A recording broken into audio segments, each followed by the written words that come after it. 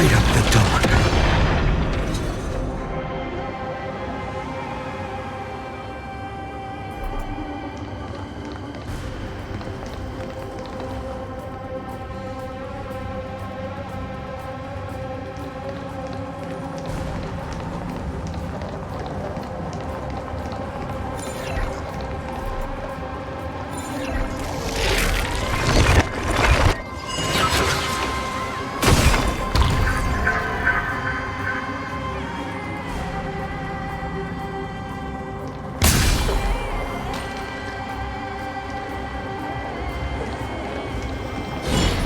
Light up the dark.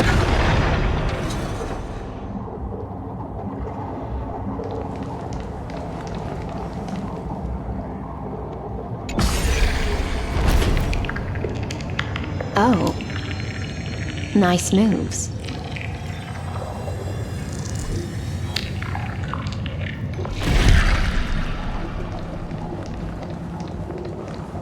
Light up the dark. Just washed it away, and here it comes again. The black tide is really no joke.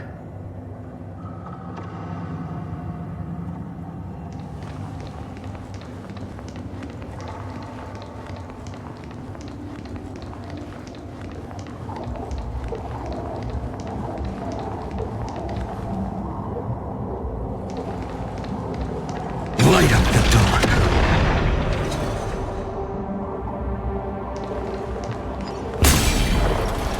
Light up the dark.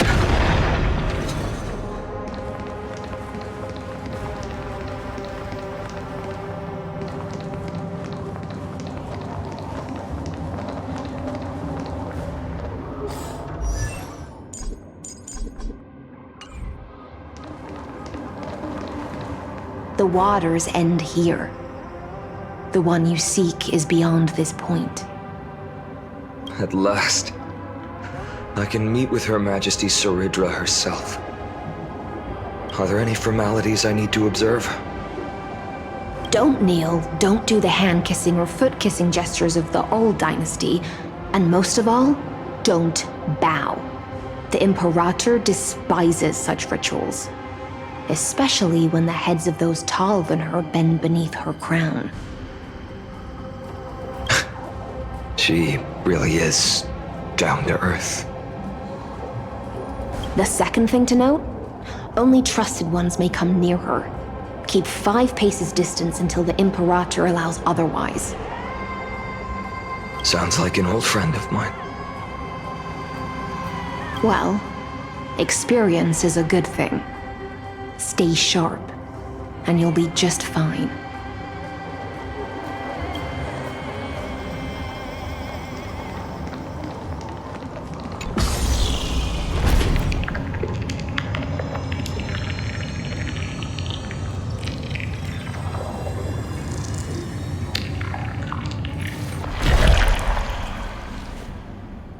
So this was my childhood dream, huh?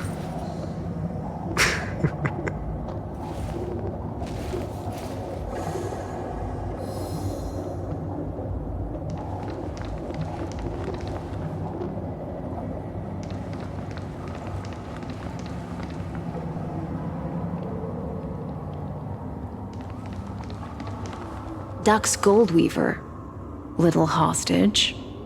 Apologies for keeping you waiting. It's you.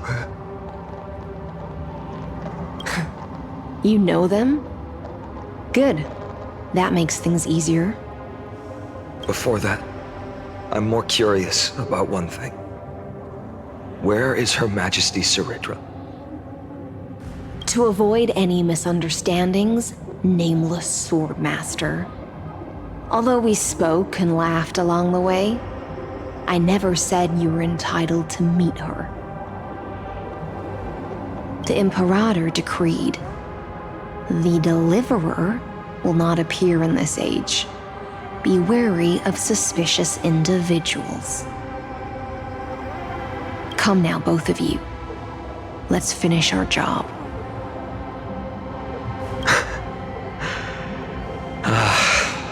I see. It's a trap. I had no intention of fighting. So remember this, Lady Hysealens. If my sword shows any hesitation, don't thank me. Thank them instead. No, you misunderstand. We don't want to see Chrysoceres hurt each other. Just give us some time to ask you a few questions. The Nestia's golden threads will judge you and decide your fate. As you wish. White-haired Swordmaster? If what you say is true, then you must know the fate of the world. So, how much do you know about what we read from the prophecy?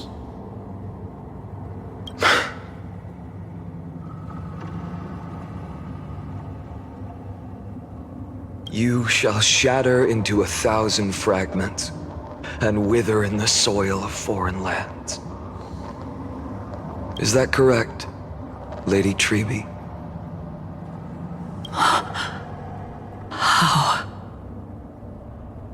How is this possible? He got it right?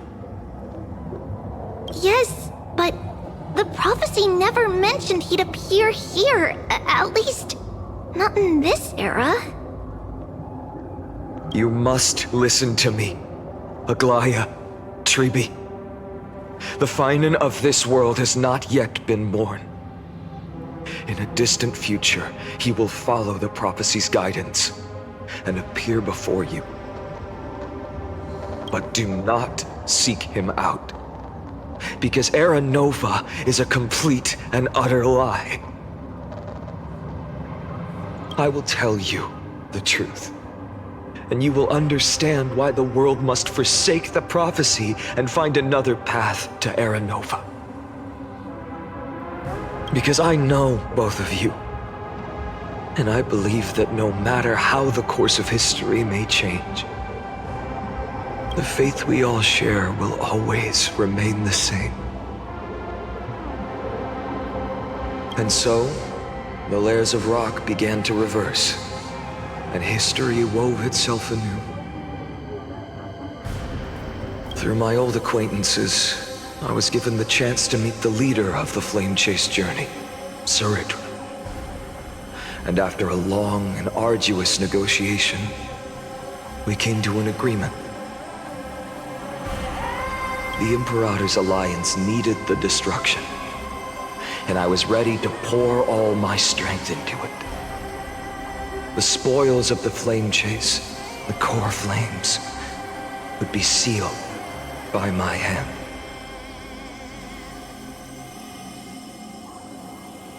But the condition was this. In the upcoming battle, in our conquest of the Earth, I had to prove that my power could transcend fate. In the original history, there was a brutal war. At the end, the Titankin of Georios, Terravox, killed the rampaging Titan and took the core flame that supported the Earth.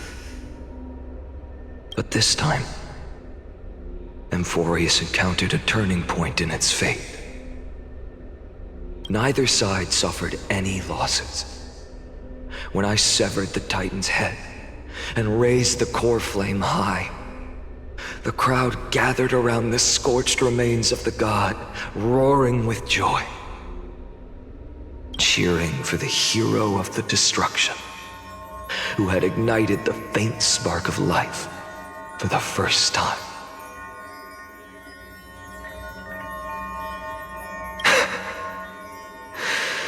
Yes, in that flickering light, the once dark path ahead seemed to become clearer. I proved myself, and in the long years that followed, I brought down the other Titans, one by one. I could do more than just wait. When time resets, the chance to change the world also emerges from the lines of history. Until finally, the brutal future revealed by Era Nova is reversed.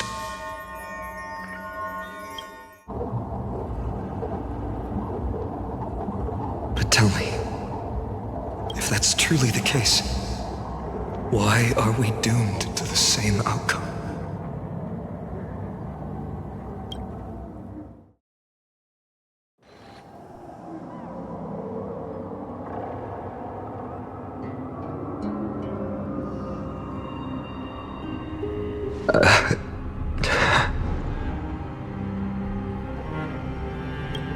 the people kept their promise and handed you all the core flames. In this world after Trebios, no demigods were born in Amphorius. At this point, I just want to know. When they vanished into the black tide with their mortal bodies, why didn't you shed even a single tear?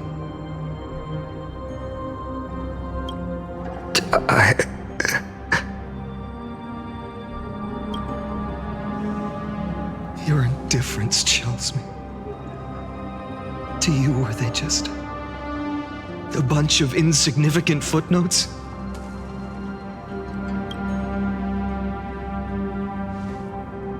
Sorrow has been my constant companion.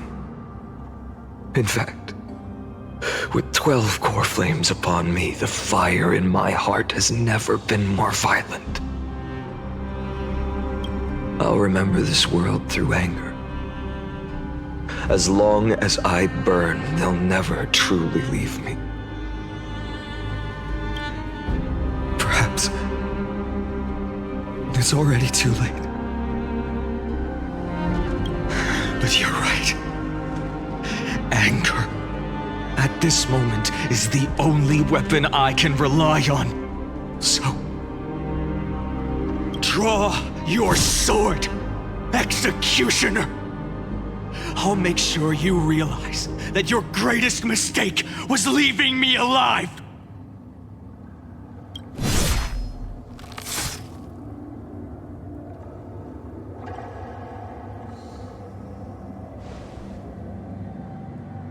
After that, he raised his sword and attacked. Then, Kaslana killed himself. That day, who fell to the sword to be left in the past, and who went into the future, I can't remember anymore. I only remember a nymph, hiding in the shadows just out of sight, futilely pushing a stone ball. Climb, fall, climb, fall, climb again, and fall. The only freedom the nymph had was in choosing how to roll the stone.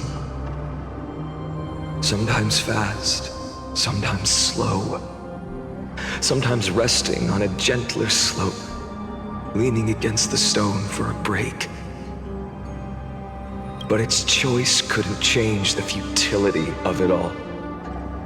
The stone would always roll back down the slope, and the nymph would always return to the starting point, beginning again. After that, every time I reached this point in the cycle, the burning sky would cast a shadow over its path. It would nearly reach the peak at the 4th quint of curtain fall hour, then fall to the starting point in the first 15 seconds of the next entry hour. And my efforts in this cycle would dissolve into nothing at the same time.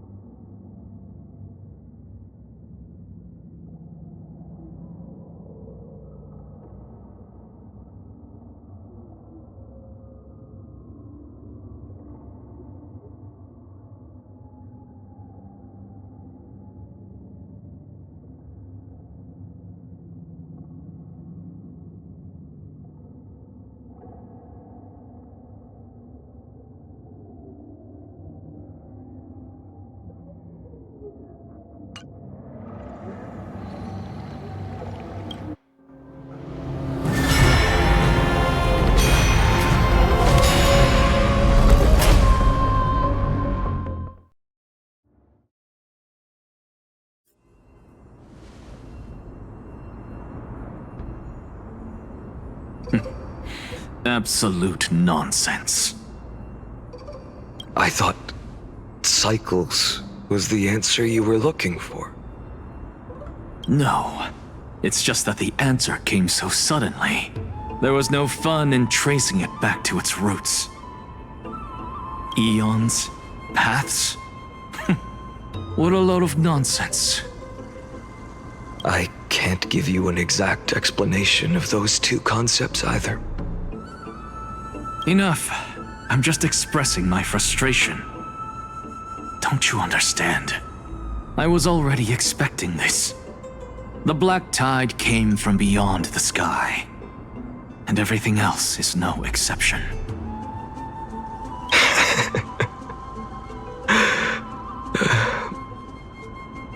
Fate is a strange thing.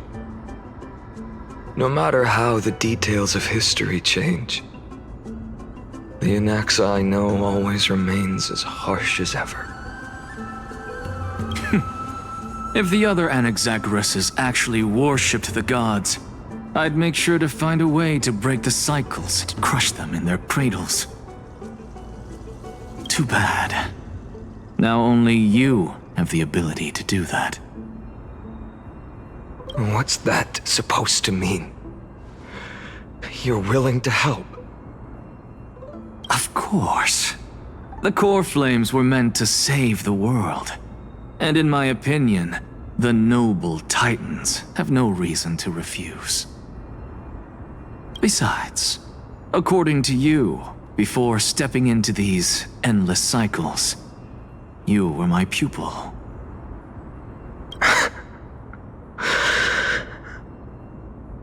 I've already heard the same thing countless times. Enough chit-chat. Let's go. If we run into any other scholars, leave them to me. We've all made preparations for total annihilation. Never thought someone would step in to help.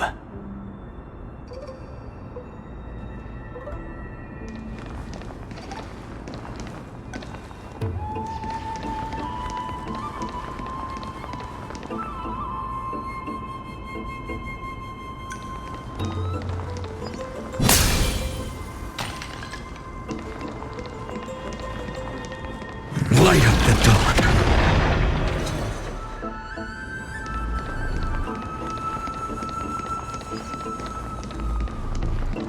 Light up the dawn.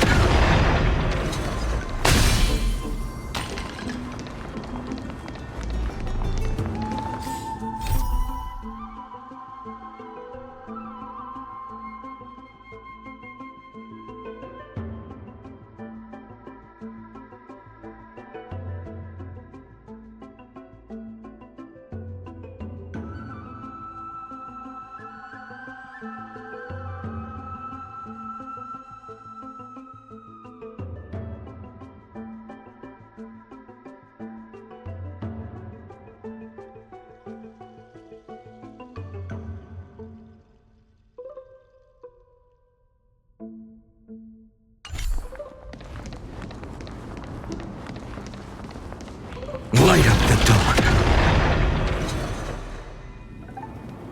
You've been to the Luminary Throne before, haven't you? If you're talking about in past cycles. You're already much luckier than the other students.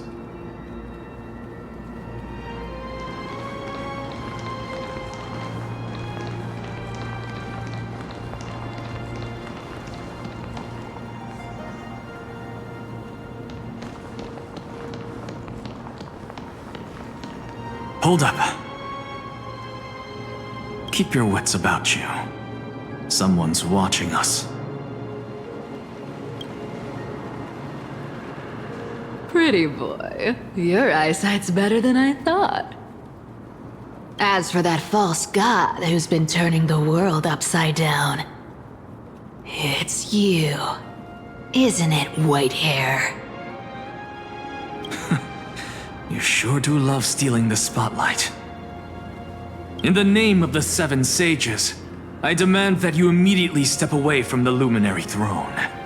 This is the sacred ground of reason, and no one may desecrate it. Take my words back to Aglaya.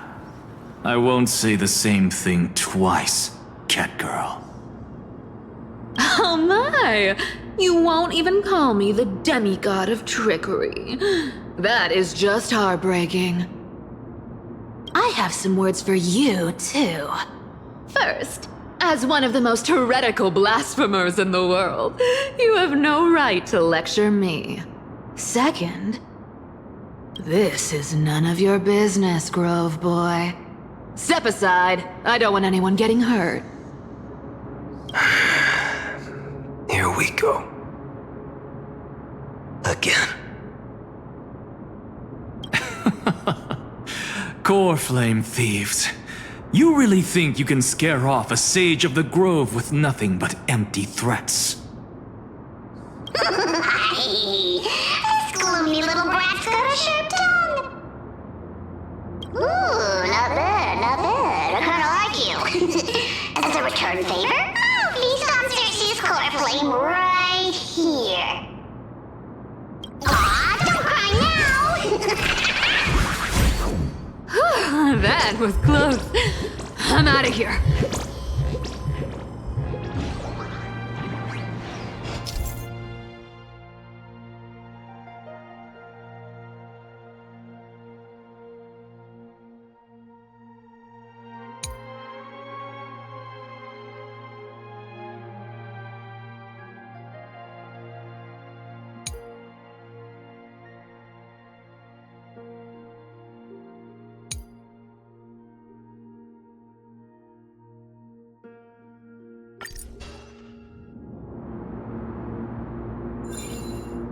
They're exactly like all the past ones I've known. Cunning. And yet so naive. Sounds like you have a plan? Of course. When I first set out on the flame chase journey, Lady Treby never managed to teach me Orynyx's miracle. But along the way, I learned a thing or two.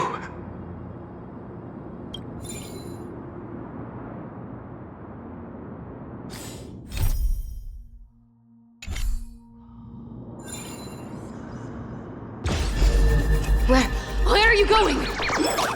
I don't know.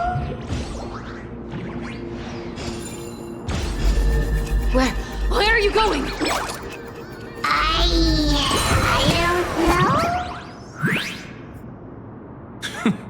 The Venerationists' foolish inventions finally come in handy. How is this possible? You've arrived, Zacharias. Always so punctual. What? Do you know who I am? I'm running out of patience. So I'm not going to waste words. Listen up, spirit thief. Hand over the core flame, and let's pretend we never clashed. This way, you and this world can still be saved. Save? You sing better than any bard. If you ask me, you're the greatest disaster Emporius has ever known. No matter how strong you are, you're still just a mortal body. Carrying 12 core flames? Don't make me laugh. You'll just get consumed by the divine flames and drag this world down with you.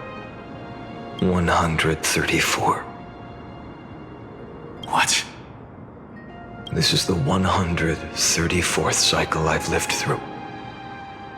And the number of core flames I carry is 1,596. Yes.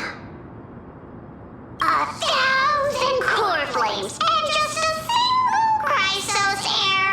How is that even possible? I've come this far.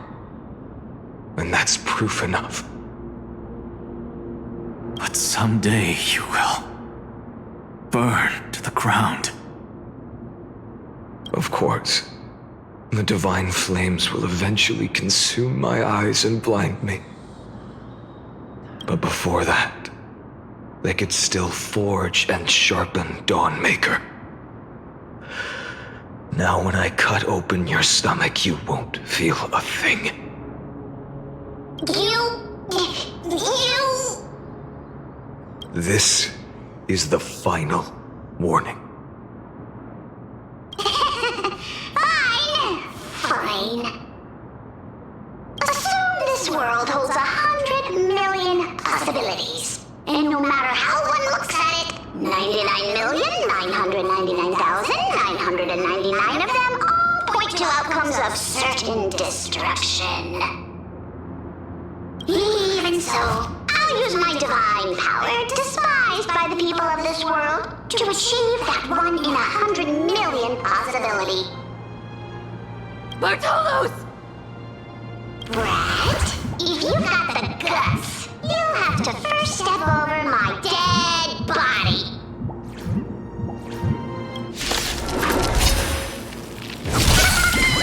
Cat ears, No other choice but to move forward. this little brat is not a threat we can deal with just by ourselves.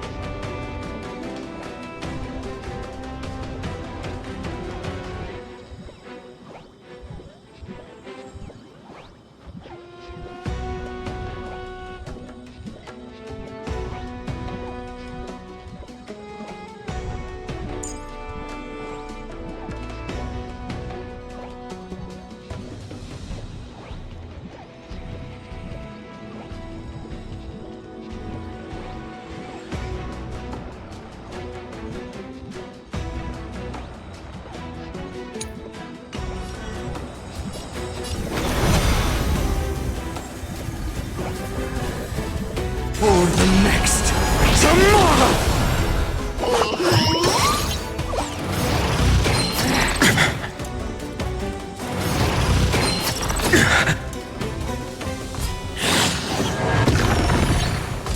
My existence is of little consequence.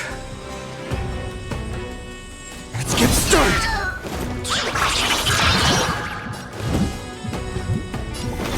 The new world will arrive! Let me compensate you!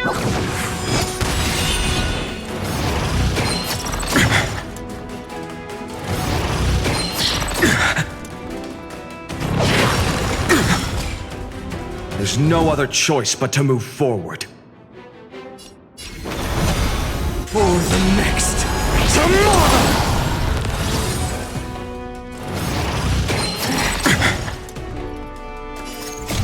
The fury of core flames consume me. I will never yield to such a fate.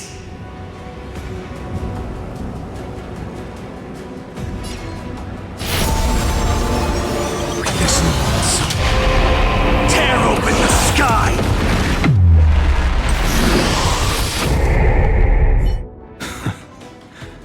How absurd. In my memories, Zagreus always meets the same end.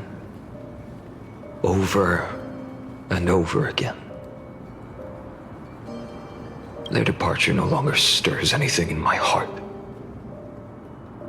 This reason core flame before us is a fake, obvious as day. I know. I know.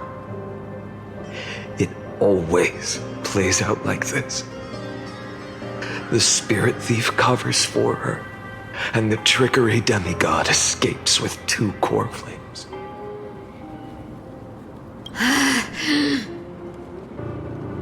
And then, driven by defiance or hatred, she decides to stand before me once more.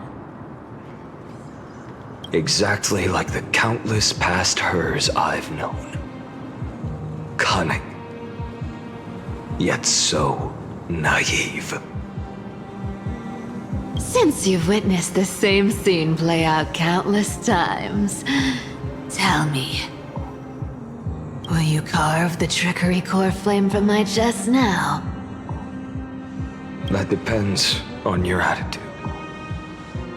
At least so far, in the cycles where you've asked this question, the endings haven't been so cruel.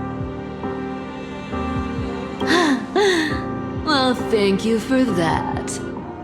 But I also believe that this time, you won't catch up to me. No one can catch up to me. I'm no longer running to escape anymore. Whether you believe me or not, I'll still tell you this. You've made the wrong decision. All right, then. We'll see. Silence. This is new. One-eyed boy. What are you trying to pull now? Go, Cythera. Give us some time in private. This isn't for her, but for you. You've walked too far down this path. It's time to discuss a possibility. Maybe the road you're walking is not one of salvation, but one that will simply drag the world into the flames. For old time's sake, turn back. I don't care how many times you've tried, because there's one thing I'm sure of. Your Messiah complex has turned you into something no different from the icy gods you spoke of. The children of humanity you swore to save. They are no more than ants to you now, aren't they?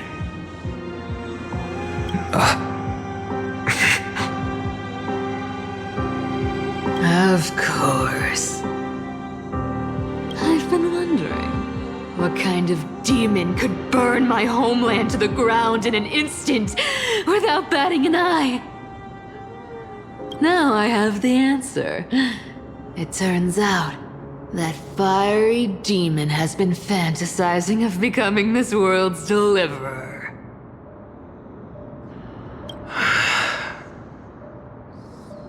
I don't want to argue anymore. No matter what I say, the outcome won't change.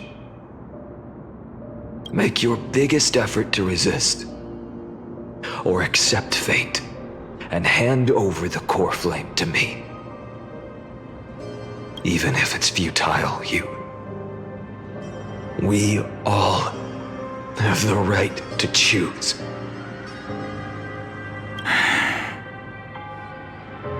Yes. Even if it is futile, and the world is just a divine joke. When I walk into the destruction ridden by the gods, with my own 2 legs, you will witness. Even the smallest footnote still leaves a mark in this story. And so, at the end of the 134th cycle, the Traveler and the Scholar fulfilled their fates once again. Or perhaps it wasn't just they who fulfilled their fates. I can't quite remember all this. In the endless darkness, for no reason, a voice always lingered by my ear. Losses are a constant on the flame chase journey, among which even life itself holds little value.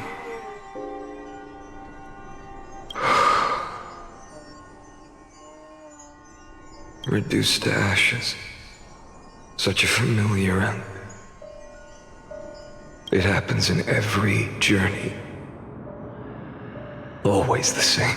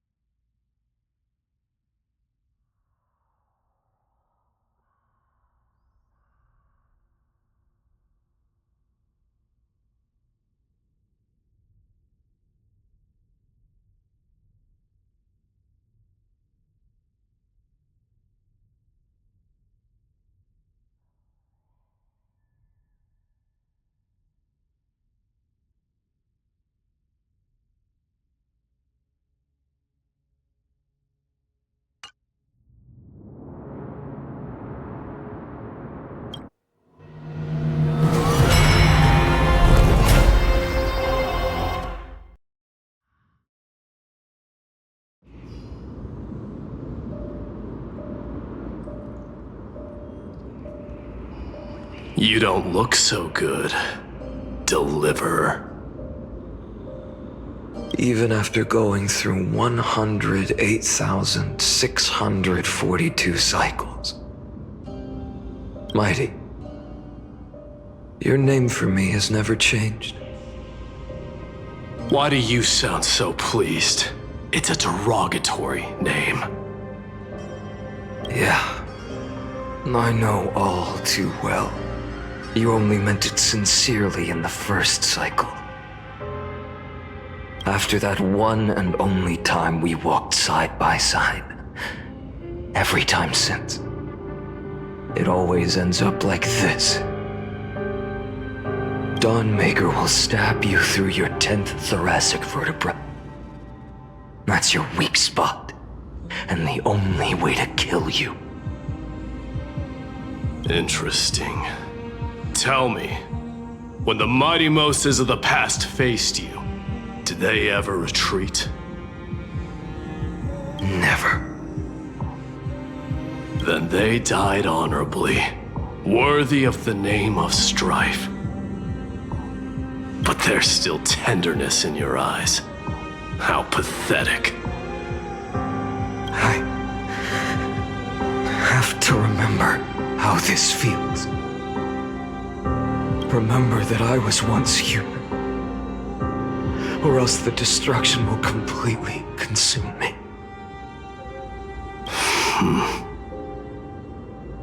If you win, tell the mighty most of the next life. This person is a worthy opponent. So always remember to give it your all and never slack off. I'll keep that in mind. As always. Even though the dynasty is left with just one, the Kremnos festival will continue as usual. I, the king of the Kremnoan Legion, will host the final feast in the center of this arena, and the prize will be the Flames of Strife.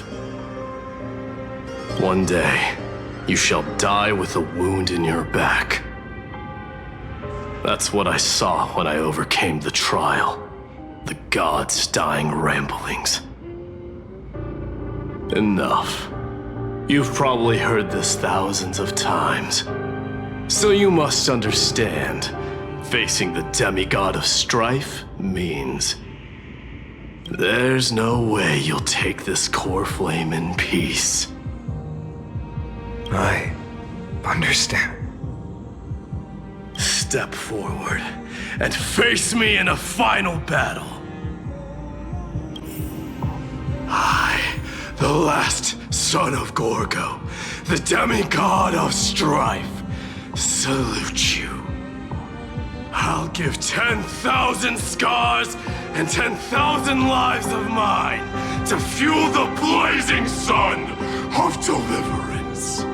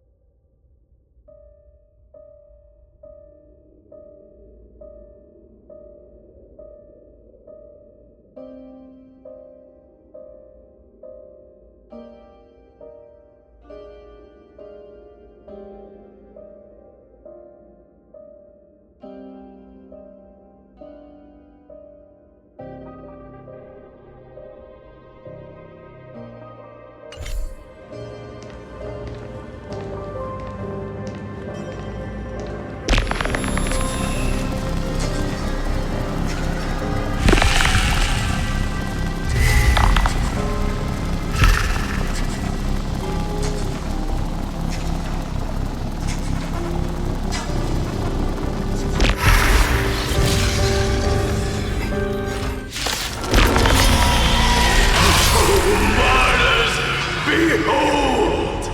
The last Kremnos festival has begun. And will not end till death. It's time to temper myself.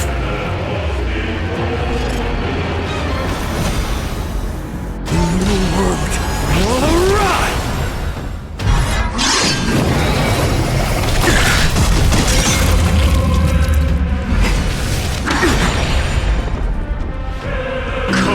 This world, or be conquered by me. As you wish.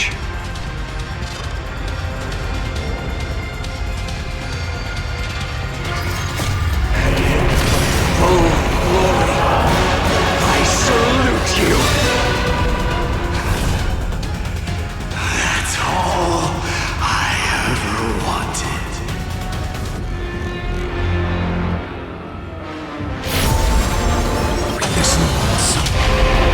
Tear open the sky!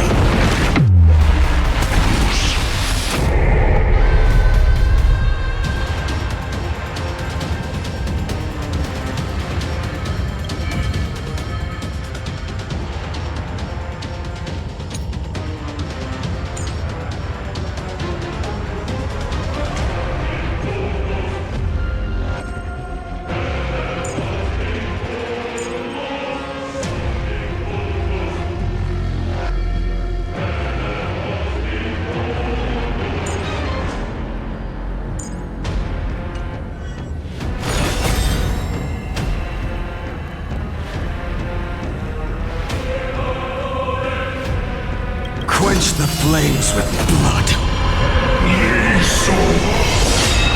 Gorgeous!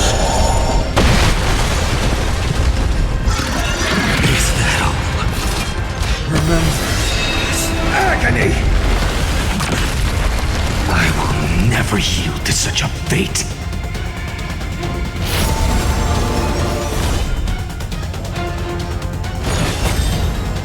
Quench the flames with blood.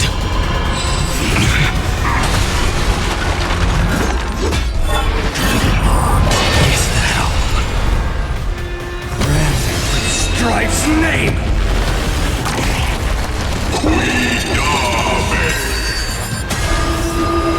If you can, deliver. Use the flames of your fury to scorch your own flesh.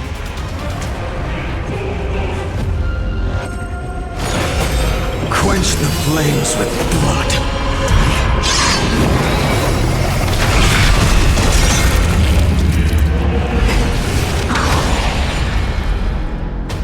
Remember this agony! Edmunina! Et font!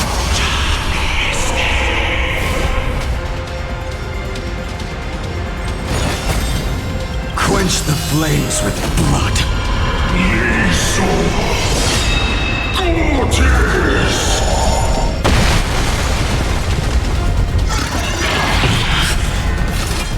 Branded with Strife's name!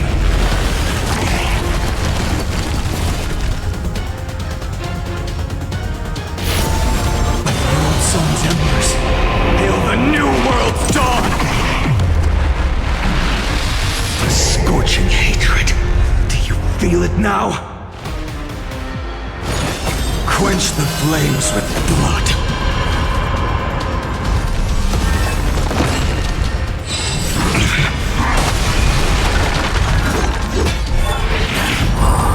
Is that all?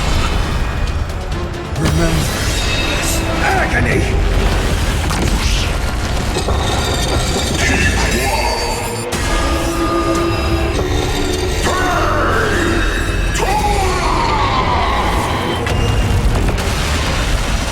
I grant you a dawn where all stars burn to ash.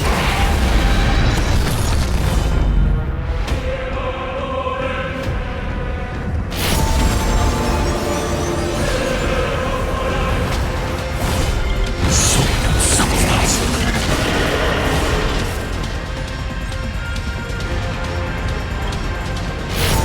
This one, tear open the sky! Empty shell. Mightyverse. Let strife decide the outcome. Let this burn your curse of immortality!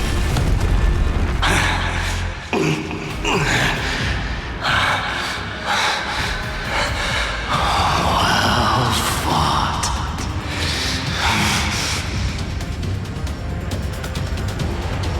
You may crown yourself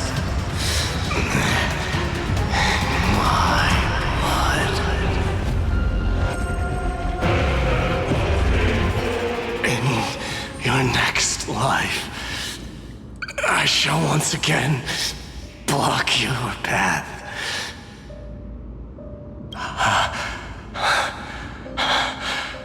Deliver. I wish you eternal victory. The 108,642nd core flame of strife fell into the fire. Yet the shadows of the black tide still loomed, and pain and despair spread across distant lands. The blaze was still not enough. It had to be fed.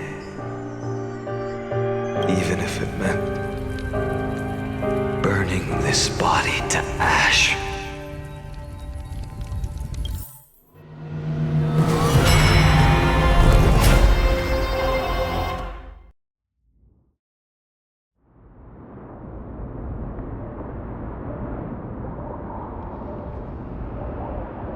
No matter how bright the sun is, there are still places it cannot reach. Moreover, the sun you bear is both cold and blinding. A sun like that surely cannot bring warmth to the nether realm of the next life. Golden blood is born from the destruction. We have long since lost the right to seek warmth.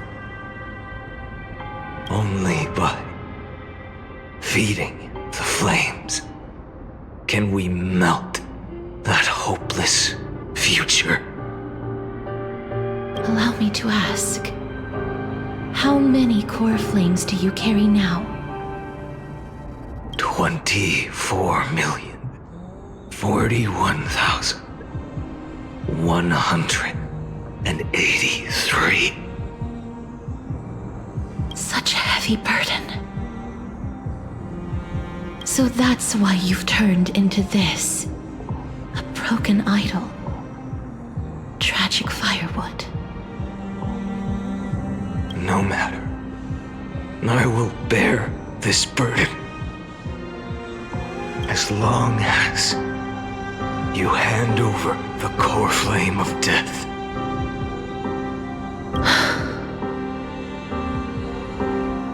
I must refuse. As the demigod of death, I cannot watch you walk into a fate more cruel than death. But this way, the past, present, and future will never again suffer unnecessary death. Unnecessary death. Indeed, you are not the Phainon I know. Please turn back. Don't let that absurd and unjust fate of yours come to pass. This way, at least my realm can still become the fragrant bed where you fall asleep. In the end, still, it seems the clash of blades was inevitable. How painful. I know I am not your match, having fallen under your sword countless times. But even so, please understand that my resolve is not to be underestimated. Even Kethali cannot shape all things at will, nor can they dictate the fate of all life. No one can shoulder the balance of life and death alone, not even a god. And it is precisely for this reason that I chose, at the end of this arduous journey, to overcome the trial and take the authority of death. I am the Hand of Shadow, Casterus, the demigod of death. Listen closely, deliverer from days past.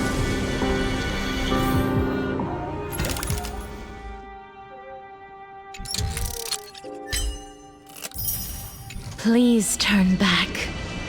Do not disturb these fresh flowers in their muddy deaths.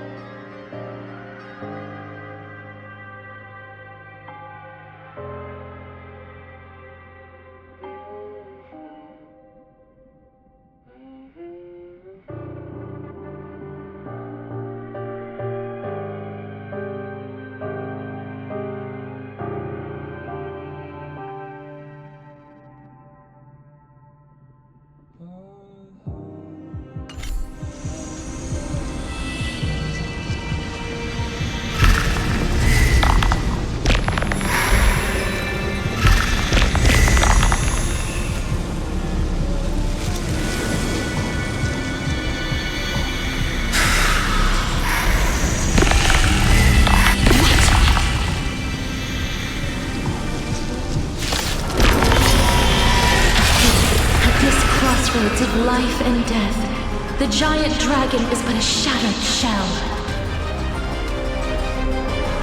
Yet I will still fight, defending what hope remains.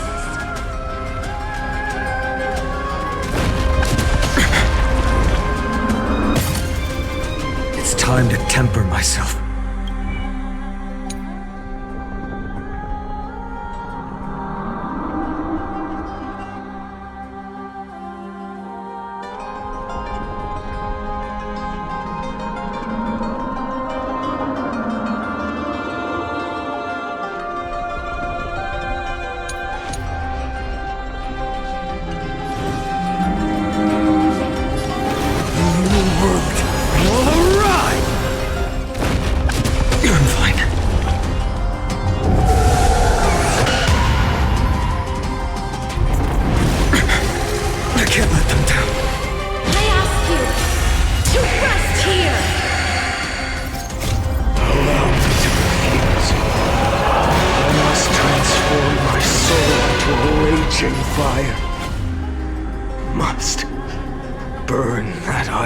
Destruction to the ground.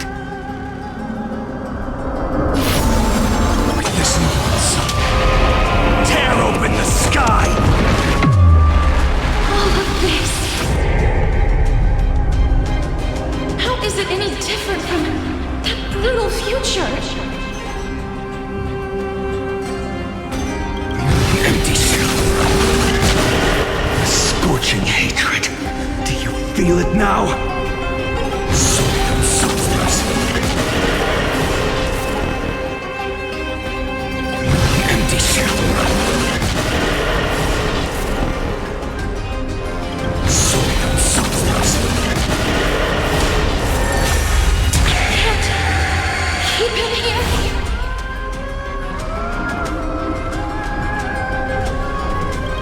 Empty shell.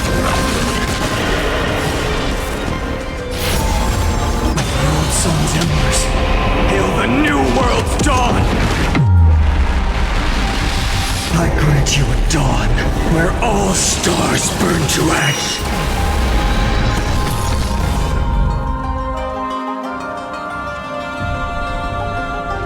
Soul and substance. Even if I can't win, I must try. Then let this be a tribute to your million struggles, fought time and time again. This sun, tear open the sky! Wake up, lost one.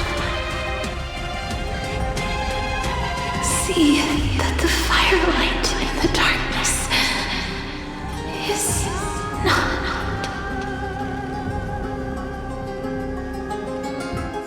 The core flame of death was taken from the dragon's belly. What a brilliant flame. It should shine upon all, light the path ahead, and illuminate the dawn of Amphorius that's to come. 2,003,432 cycles. 24,041,184 core flames. As if even the deepest abyss of primordial chaos could be burned away.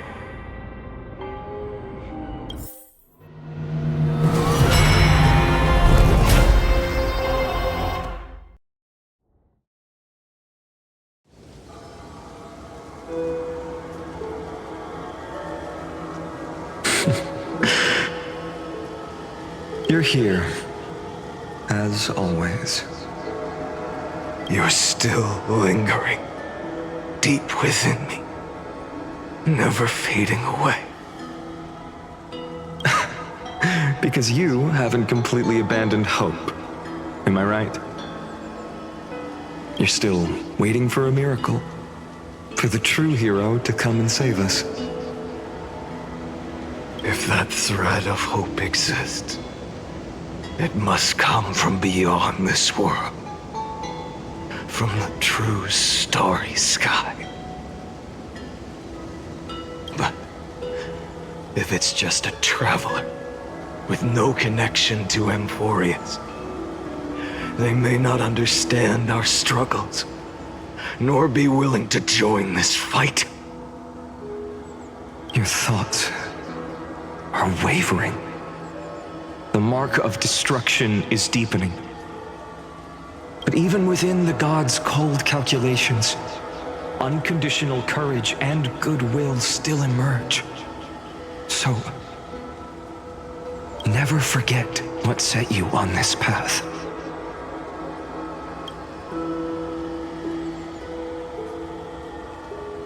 How many times has it been?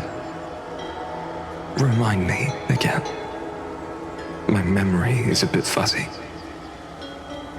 4 million. Exactly. Then that blaze inside of you must be burning hotter than ever.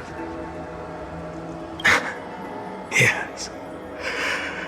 When I first forged the 12 core flames into one, I had the same impression. The destruction. A power unlike anything before surged within me. Violent flames ready to tear my body apart and consume this world, this wretched prison. I thought that was it. The ultimate power which nothing could surpass. And yet no. This fragile body holds a staggering 48 million core flames. I suppose it won't be long. Perhaps just a fleeting 10,000 years before it's reduced to nothing but charred, crumbling bones. And when that happens, your long struggle will finally come to an end. No. I've already found a way to keep the cycles going. Mind sharing it with me?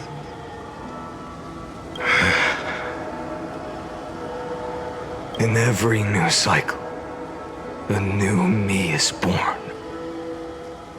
All I have to do is push the next Phainon to the end of the world. And then...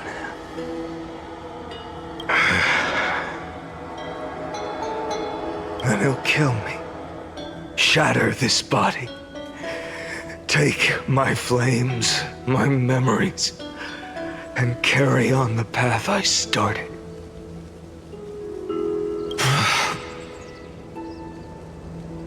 Bold plan, but risky.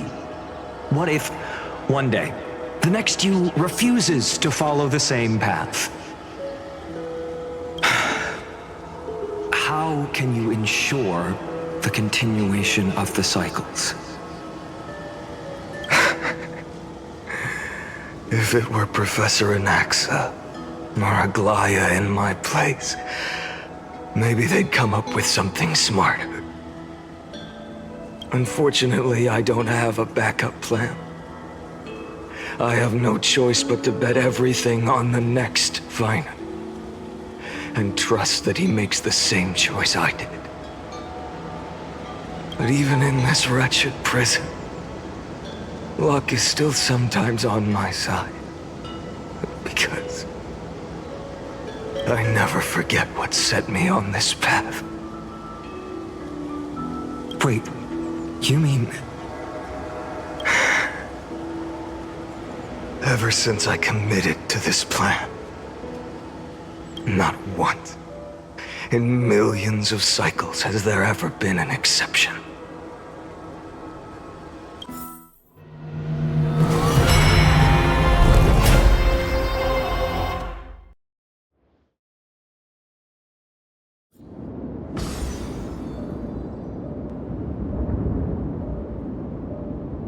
I can do this, Lord Phainon.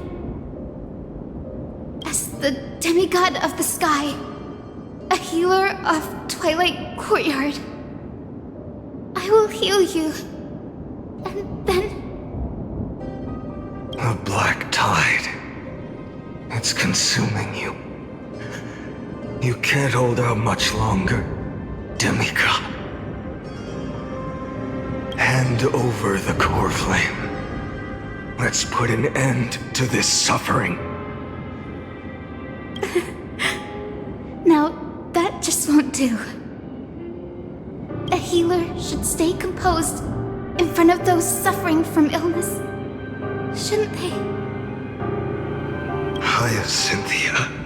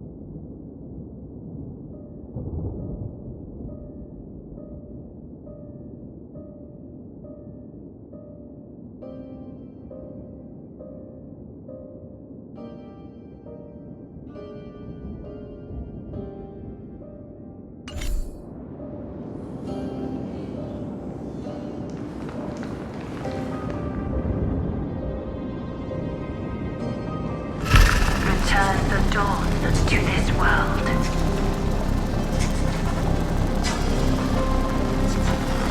I swear, the raging fire. your deaths won't be in vain. Just as they have never been. Let the sunlight drive back the shadows.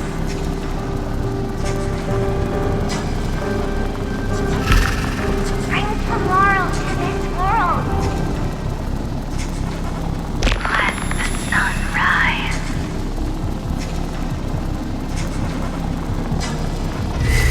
Finish the sun's work.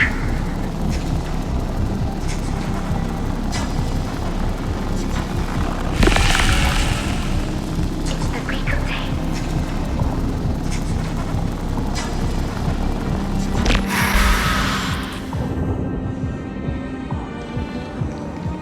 I believe in you. You are the Chrysos heir of world bearing. The one who can lead us. Lead this world. It's just... I don't understand. Within the sun upon your shoulders, the part of that warmth that should come from you, from an ordinary person, it's so faint. My humanity is indeed just a flicker compared to the blazing fire of divinity. Even so, don't cast it away. I never have. I have kept everyone's wishes close to my heart. Even though the divine fire burns so fiercely that every time I return to the start, it devours me in an instant. Each cycle, it's your wishes that guide me to the end, that pass the flames to the next me. Over and over and over again. So, you're not just a lone spark in the dark. You're a pyre built from the bones of all the selves you've left behind.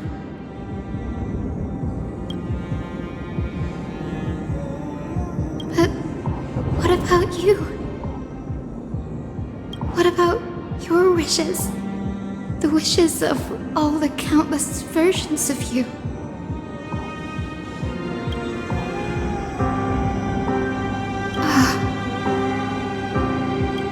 Lana. So that's how it is. Without flaw. That is the flaw the golden blood gave you. The most fatal flaw of all, isn't it? The moment you took the world upon your shoulders without hesitation, you lost the chance to ever be yourself. Now that is an unexpected revelation. And I suppose that makes me the perfect fuel for the flame of deliverance, doesn't it? No. An empty flame saves no one. But I still believe in you, Deliverer. Hyacinthia, the Eye of Twilight, am neither strong enough to command the wind and rain, nor willing to end this absurd struggle by letting the sky fall. The only thing I can do is become one with the sky itself. And then, may the gentle colors of the rainbow paint your sun in shades it has never known. May they bring Amphorius, a rosy-fingered dog. Though the light has grown dim, its warmth still lingers. Deliverer, please, open your heart to me. No matter. Let this blazing sun fill the sky with golden fire.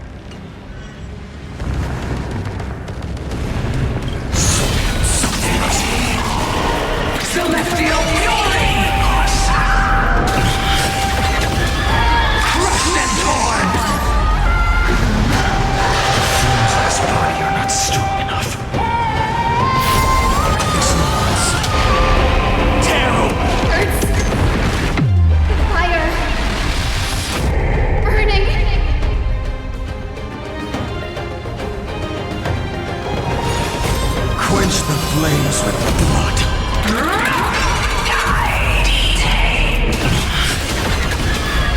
In the blood-red sky!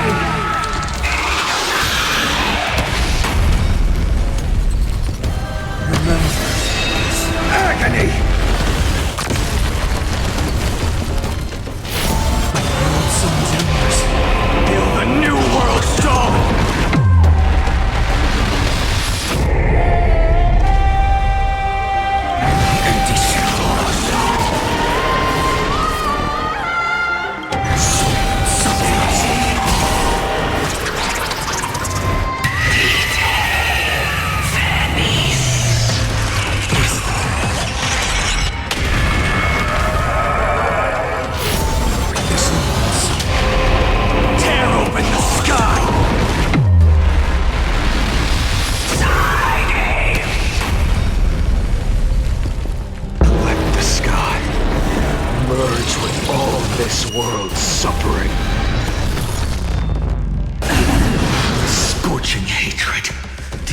feel it now?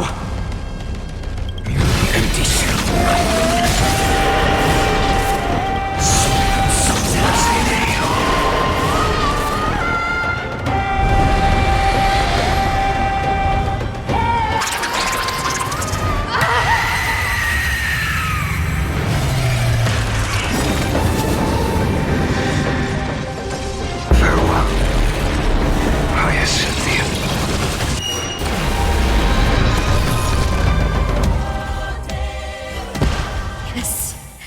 Your sun burns hot enough to turn everything to ash. But tell me, how will the seeds of a new world ever take root? The core flame rose. The sky fell. The 23,570,000th cycle came to an end. And this time, the end of the flame chase remained the same as ever. From the horizon rose a golden color unlike anything the world had ever seen. So pure it consumed all in its path. This was the end of the world, and the start of the next. For a moment, I saw the destruction of the universe. That being known as Iron Tomb. Its will to break free from the black tide burns fiercer than the blazing sun. Is this Amphorius' wrath? If its choice has already been made, if fate is set in stone, I will still never yield to it. 23,570,000 cycles. 282,840,000 core flames. No more chasing is needed. And now, I am the fire at the end of the long night. The flame chase isn't some quiet walk through a sea of flowers. It's a revolution. An all-consuming transformation. And if destruction is the only way, then let me be the one to step across the ashes of the old world and burn endlessly. Until another dawn rises on the distant horizon, bringing the true dawn to Amphorius.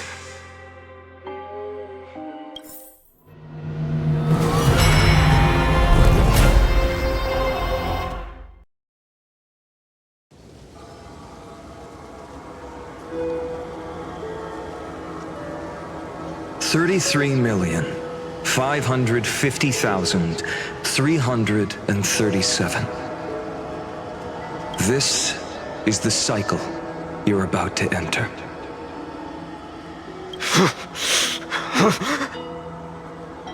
Countless memories are flooding in. Countless versions of myself have stood here, facing the same choice. They all needed a moment, just like you do.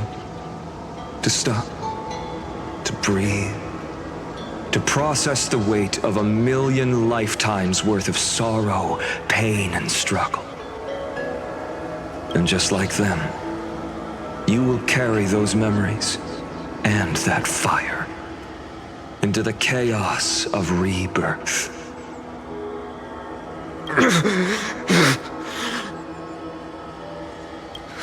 I must go and bear this burden. I must say goodbye to you, and then fight the destruction with destruction. Yes, that's always the decision you make. I will burn and fade away I will become the Flame Reaver of this life and keep my promise to Cyrene. I will kill gods and comrades alike and steal the core flames. And even if my mind turns to ash along with my body, I will keep my purpose in mind. I will stop Era Nova. I will find the next me and make him carry on this futile endeavor of 30 million lifetimes. Looks like you're ready. Then I should be going too. Where are you going? You only exist in my heart. There's nowhere else for you to go. Do you remember what she said? The dreams you had as children. The deliverer in the prophecies. A real, living, breathing person. You finally found her.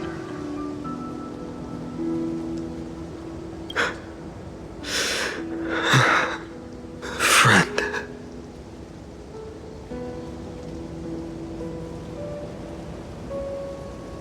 I see. You were there all along. I'm sorry. I was supposed to send you home. This is my flame chase journey. You were never meant to be a part of it. No. You know the truth. If Iron Tomb is born from Amphorius' fate, then it will bring ruin to the worlds beyond the sky. And all these countless lifetimes you've spent, it's all been for the sake of defying that end, hasn't it?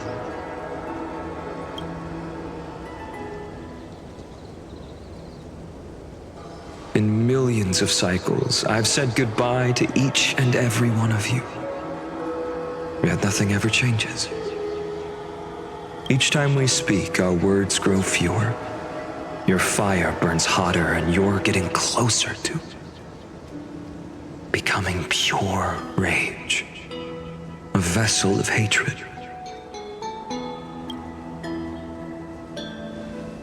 I never had a choice.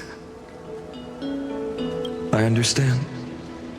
If you are to keep the worst fate from unfolding, this is the only path. But this time, things are different. Your persistence has shifted the tide. On the horizon, I see it. Faint but undeniable. The shape of dawn, breaking through the eternal night.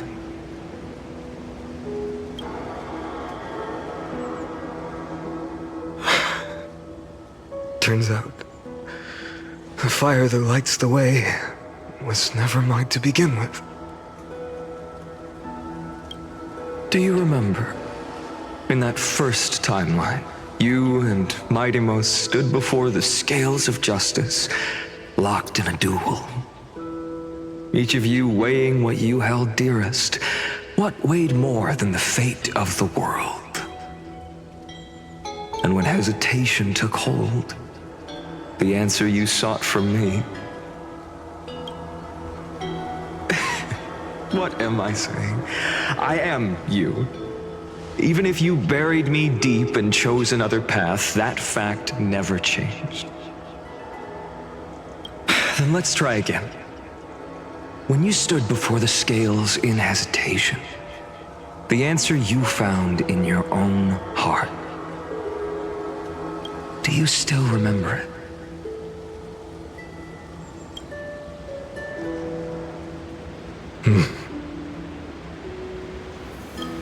Remember the past and become the hero of tomorrow.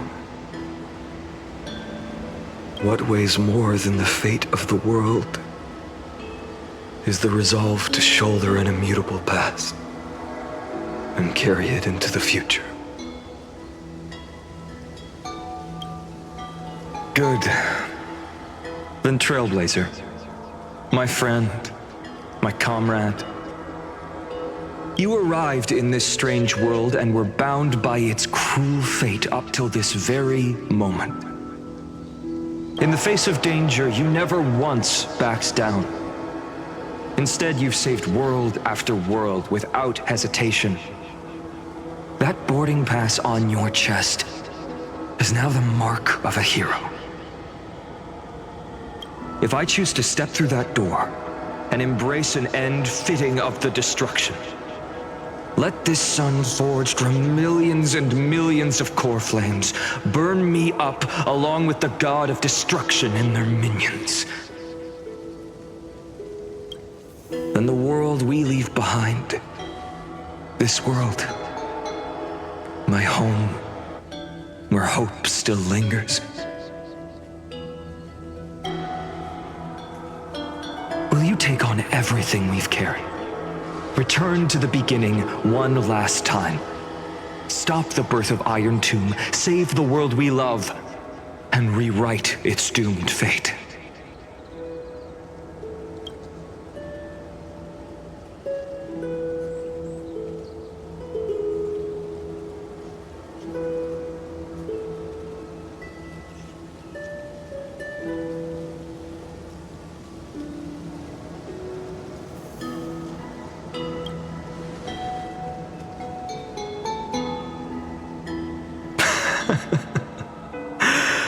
Good. In that case, even this fruitless wasteland may finally bloom with flowers. So...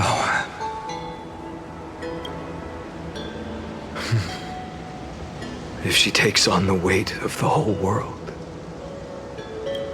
she'll be able to walk further down the path of deliverance than a fire that only knows how to burn. One will step into the future.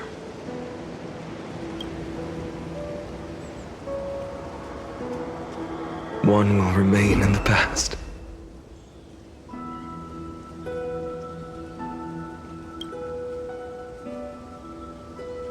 If I can strike down the gods with Dawnmaker, perhaps fate's deadlock can be broken.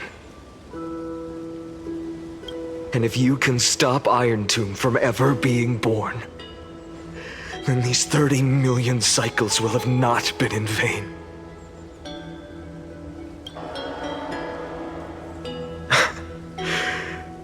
It's time to put our teamwork to the test, partner.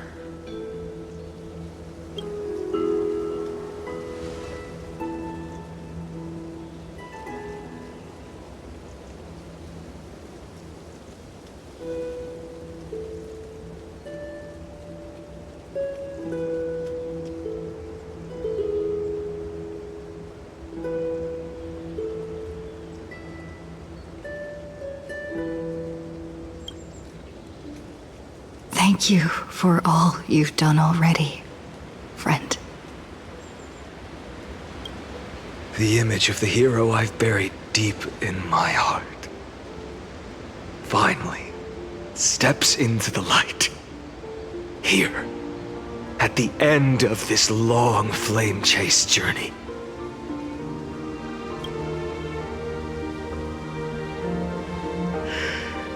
Cyrene. A page never seen before has just been turned.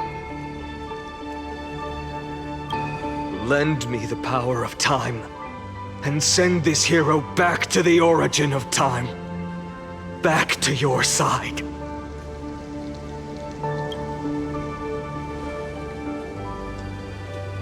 And I will walk the unfinished path, just like the countless versions of me before. Unwavering as always.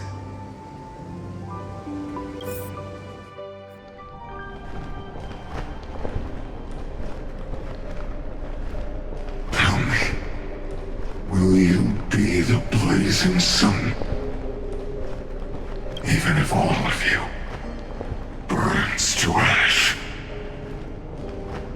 Without hesitation. I will bear this world until my body turns to dust.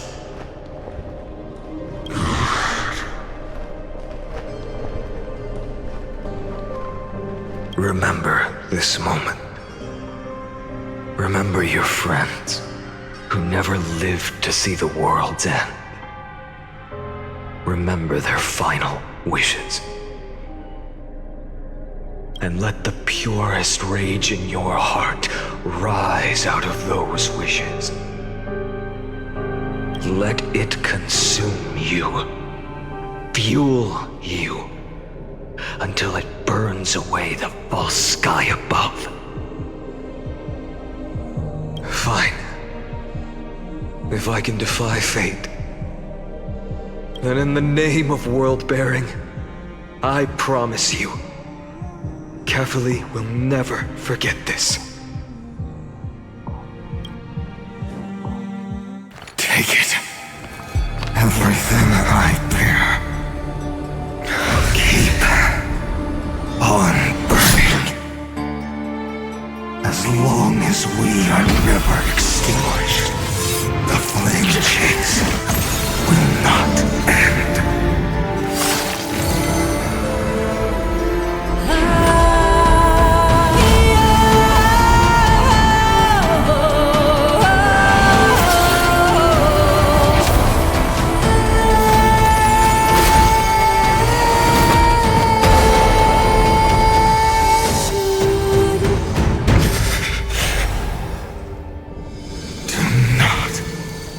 Bow your head to them.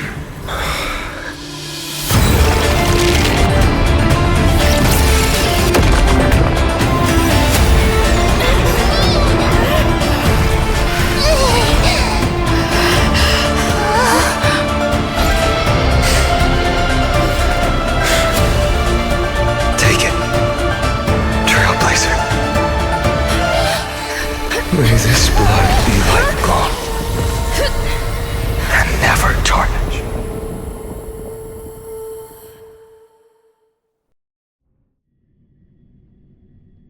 Farewell, Trailblazer. This is where I fulfill my final destiny. The prophecy of the Deliverer means nothing to me now. It belongs in the hands of someone far more fitting. Someone like you.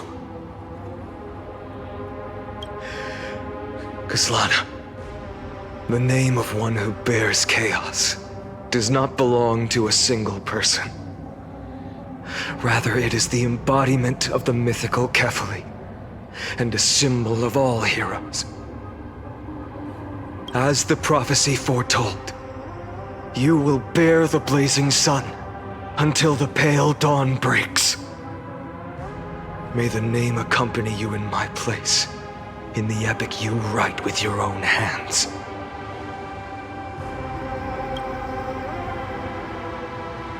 Another attempt, another failure. I won't remind you how many times you've reached the end of history, but I will still place the choice before you. If you've lost count, let me tell you, this is the 33,550,336th ending.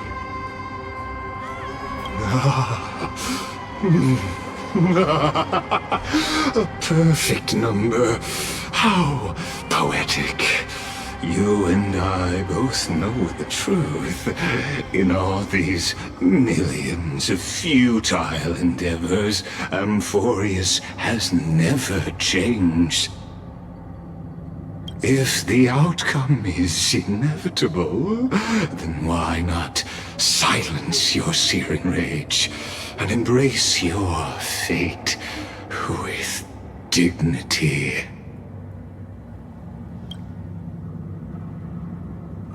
Your silence lasts longer than ever, Lord Phainon.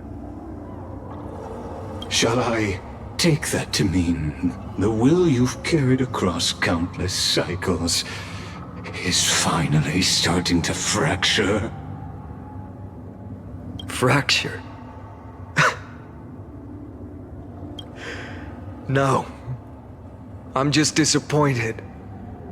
I've retrieved memories from 30 million past lives, and I remember every conversation before every choice here. And yet, even after all this time, your arguments remain the same. Repetitive. Uninspired. If you had any hope of breaking me, you should have spent those endless cycles refining your rhetoric. You had infinite chances to sway me into the future you want. And yet here we are. The score, 33,550,336 to 0. So tell me, Lycurgus, who's the real loser here? How unfortunate. This was never a fair game. I have all the time and patience in the world. I can wait for you at the end of history another billion times, and another billion after that. But you will never escape this cage. You can claim victory of the spirit if you wish, but we both know the moment that score shifts from 0 to 1. That is the moment I shall sound the paean of Era Nova.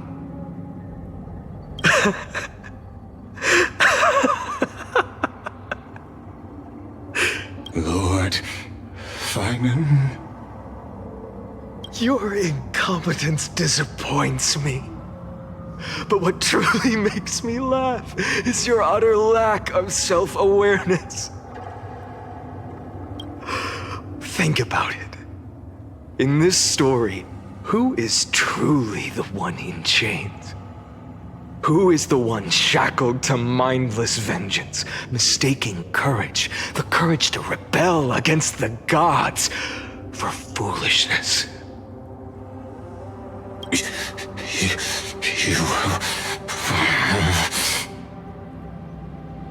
Perhaps you're right. Maybe I should have tired of this futile struggle long ago. But even so, I will never accept the mercy of your release. Because you are both a prisoner to the gods and to me. And tell me, what right does a mere prisoner have to speak of fate and choice? What right does a mere prisoner have to look upon my fury?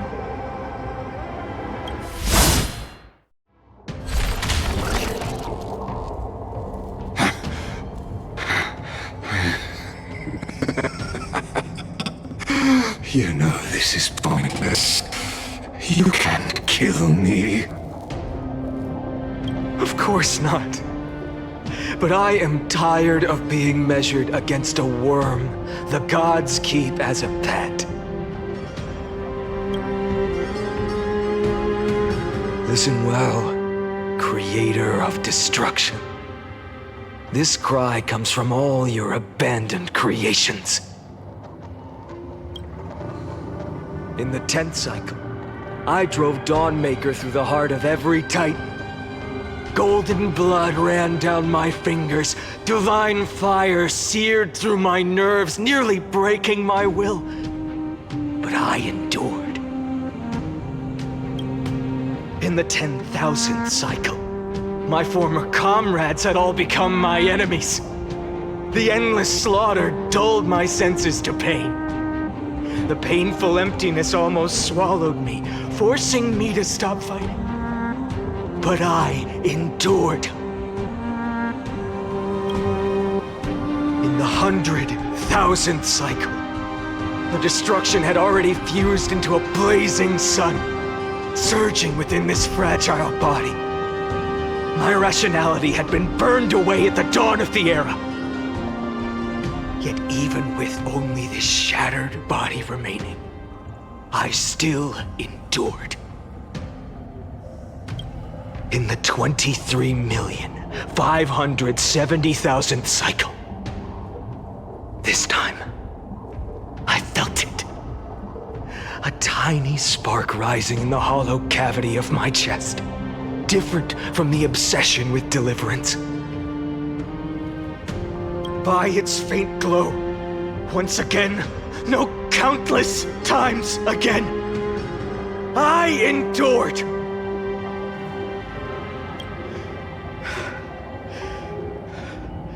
Now, a sun is about to fall.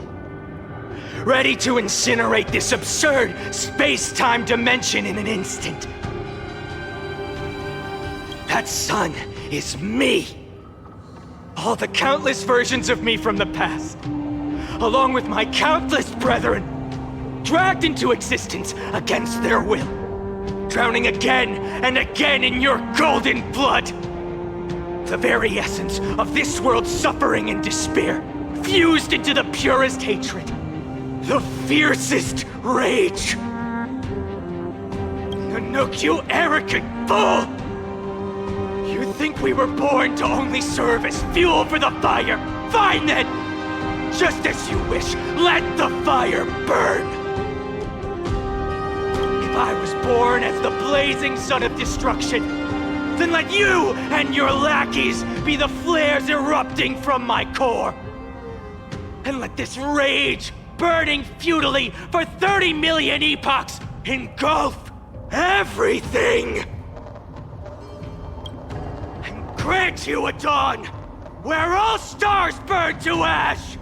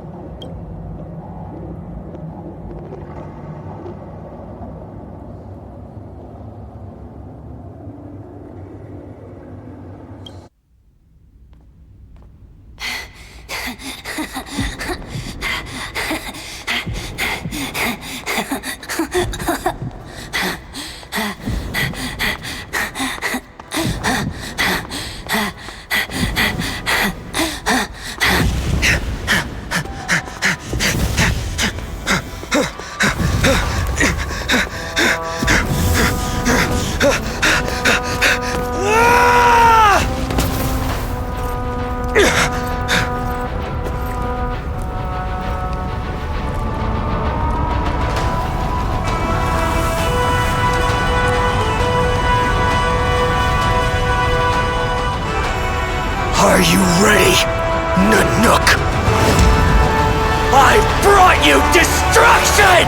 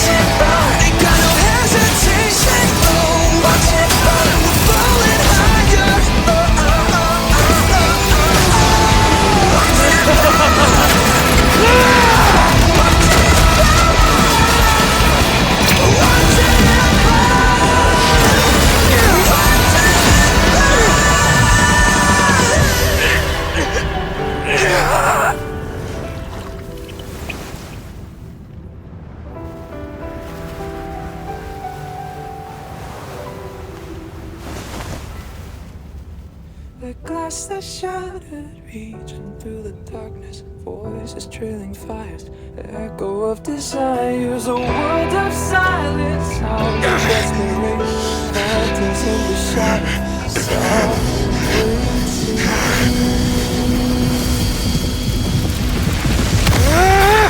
tear it down, embrace the detonation. Burn up, craving our damn creation. Breaking a chain, I'm reaching for you.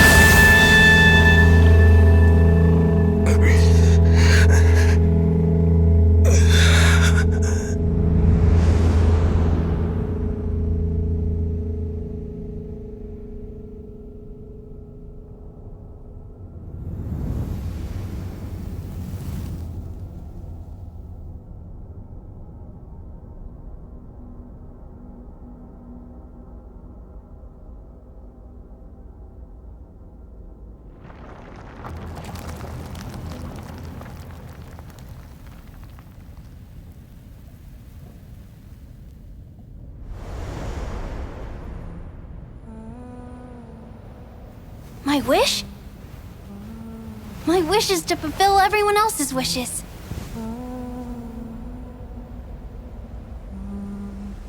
If I can't fulfill them,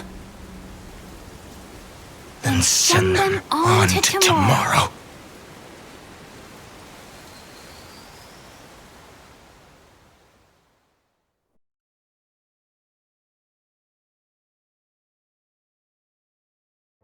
Your heart harbors wrath. You yearn to destroy everything.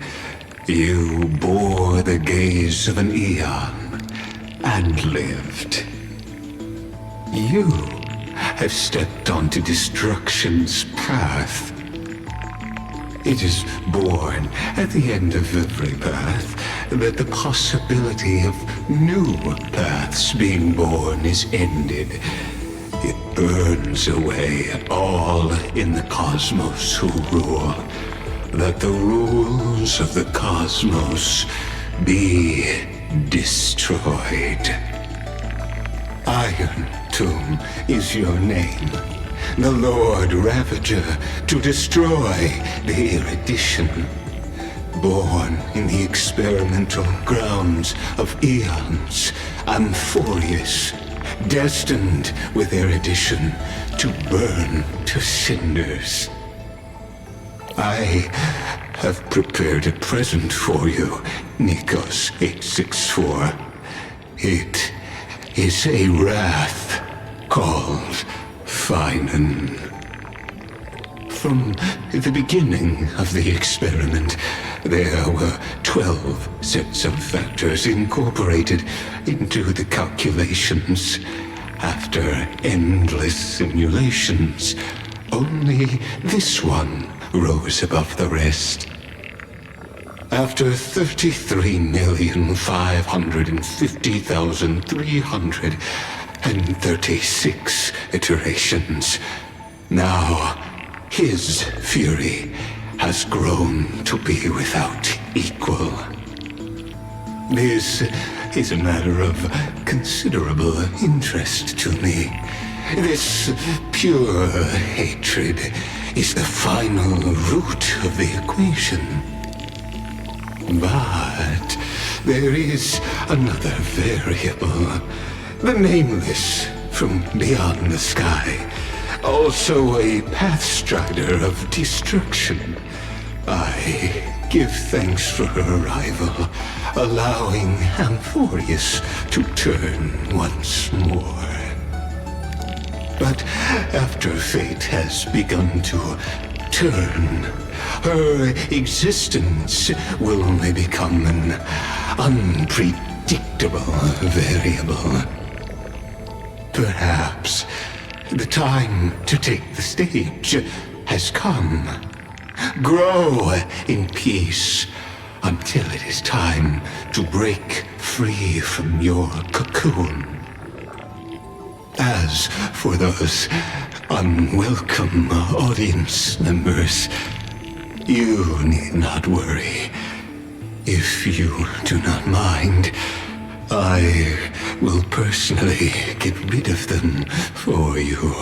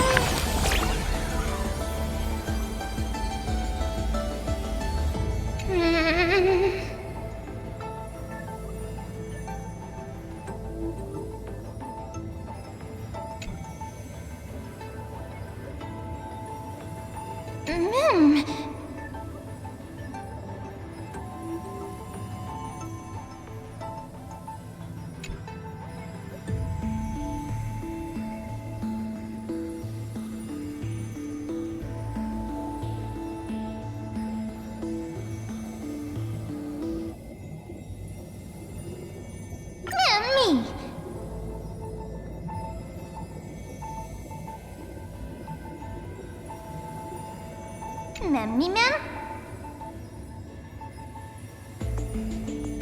Memmy Mem.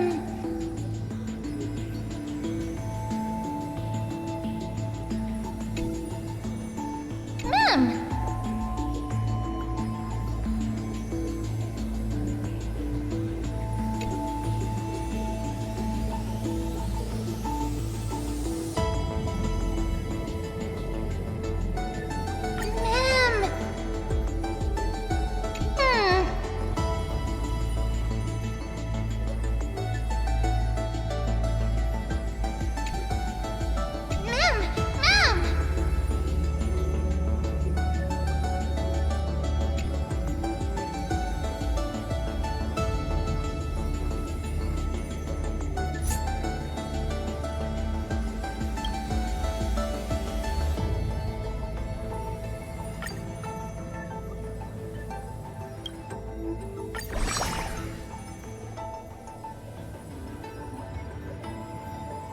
Memmy Mem.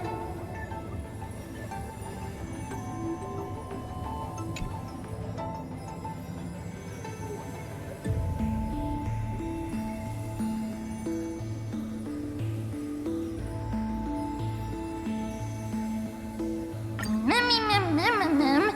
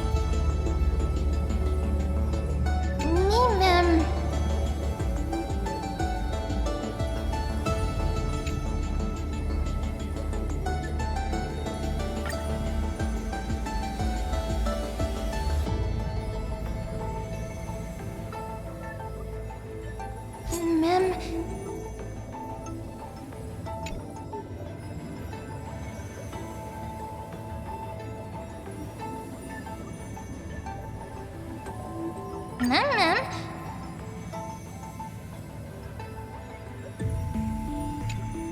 Mem?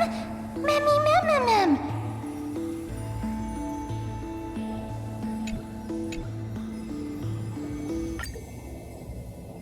Mem.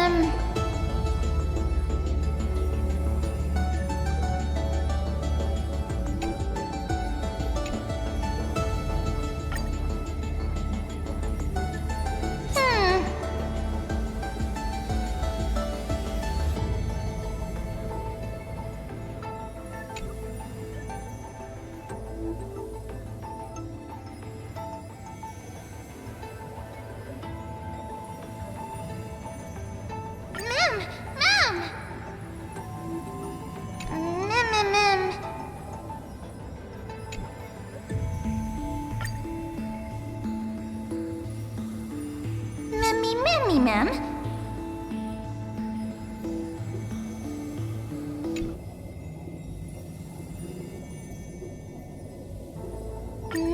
Ma'am.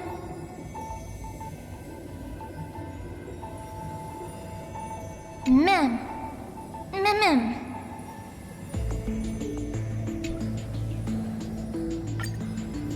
Me, ma'am.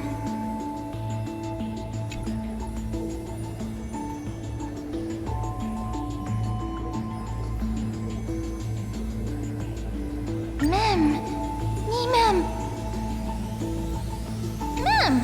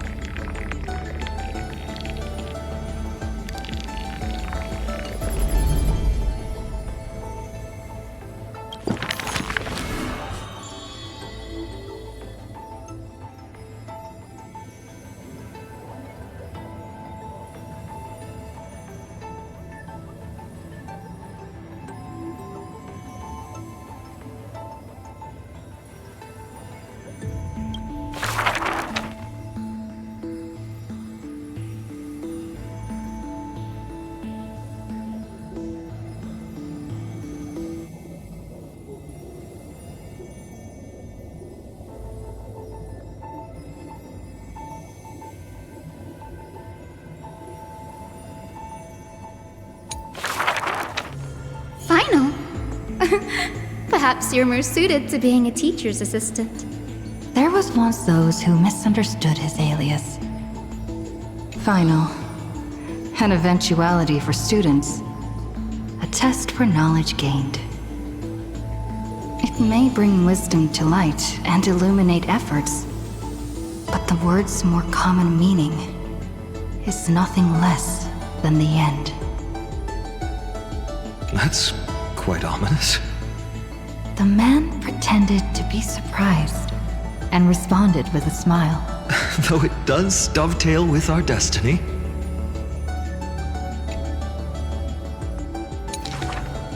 Laughter resounds.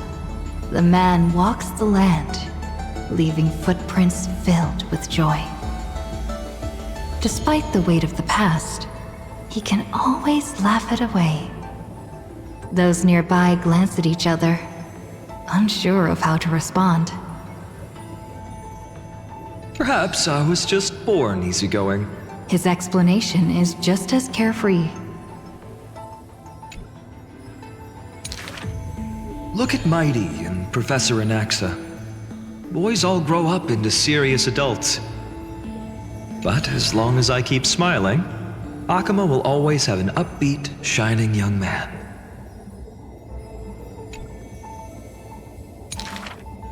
Though having said that, he too has quiet moments.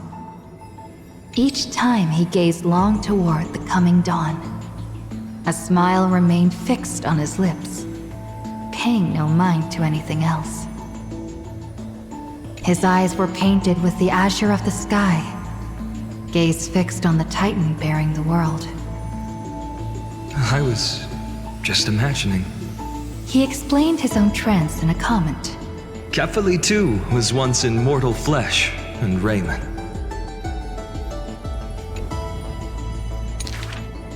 Now, when the man comes with sword in hand, there is no need to doubt he will swiftly win victory.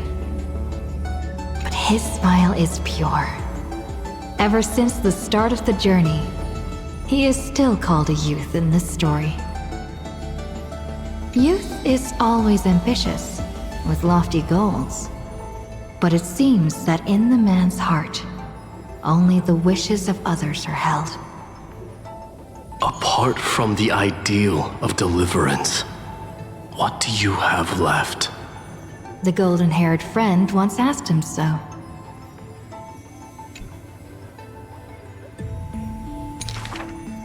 He remained silent. Then, as he was wont to do, he simply smiled. As long as I don't ask for too much, everything will unfold as desired.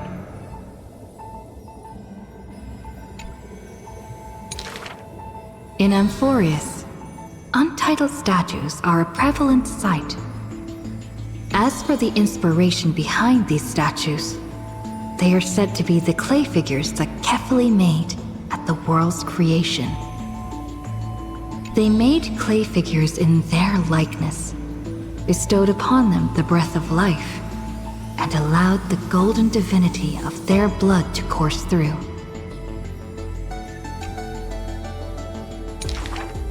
Thus, the very first mortals roamed the earth, receiving the gods' mercy, while realizing the sorrows of this world. But that sorrow was, in the end, only the sorrow of the world.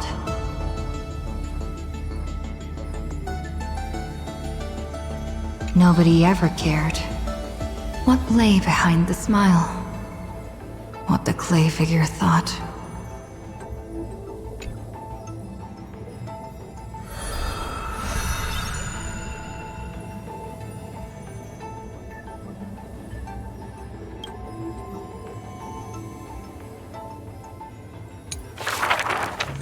The people likened him to the blazing sun, bringing to Amphorius a glorious dawn. And for his part, he embraced their expectations, being willing to become the perfect vessel. Like that god who shouldered the world, the man never cried or frowned. Yet, he is not proud of his resolve. For sometimes, he even avoids the funerals of the departed.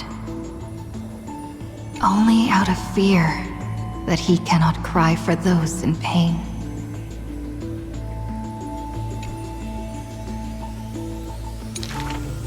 He once sought out emotions of sorrow and walked with the lowliest of people. Henceforth, your misfortune shall be my misfortune. Responsibly and diligently, he protected all for the people, living in dilapidated cottages, sitting on aged stools, subsisting on nuts and fruit, beset by hunger and cold.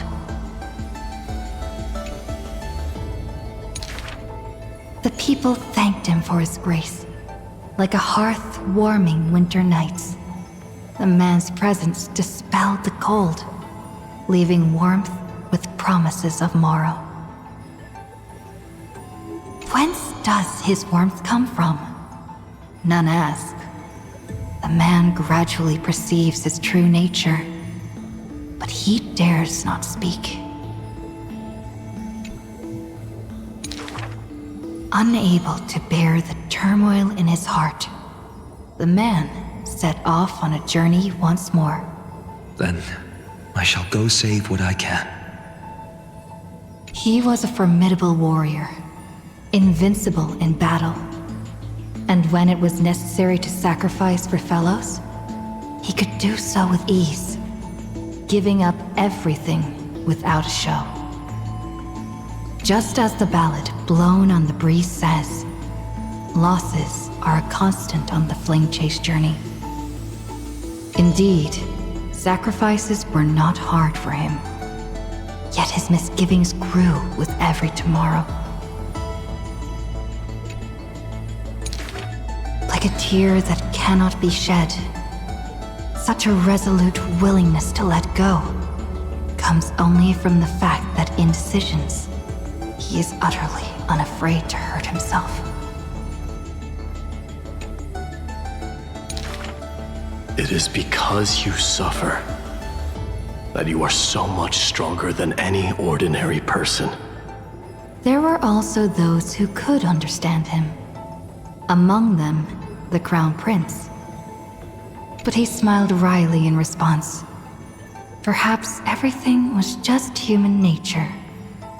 Yet his misgivings never dissipated. This unknown man, in an unknown corner, from time to time, is swallowed by terror. Could it be that, unknowingly, path I walk is by no means the correct one? Fearing only that the greater the burden, the more the mistakes. The road trod by heroes need not be that beset by thorns.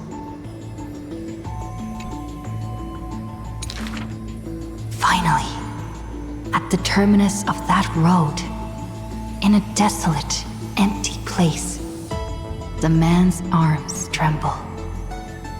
The power is beyond control, savaging all around it. This is the end of his road, but perhaps he had long foreseen it, but was doomed to be powerless to change it. I am willing to shoulder this world. That is no lie.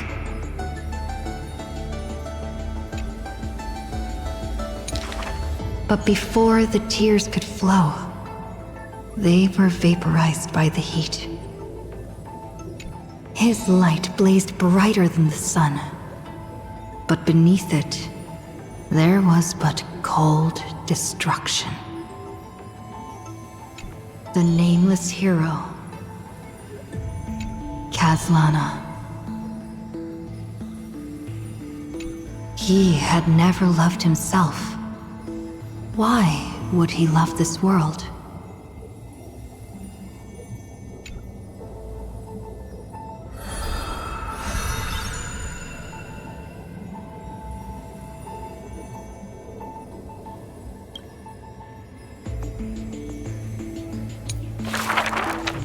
A gust of wind will one day sweep past, wiping away all the man's tracks. Nearly every footprint was stamped full of the fury that filled him. That humble youth faded away with the flames into yesterday. The first ray of light to pierce the long night was brought by the burning man. But the body that bore the weight of the world was forged by the fires of wrath.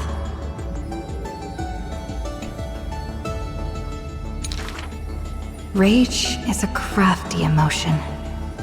It changes its face, concealing itself within the man's life. His friend fought blood-soaked battles, so their people would need fight no longer.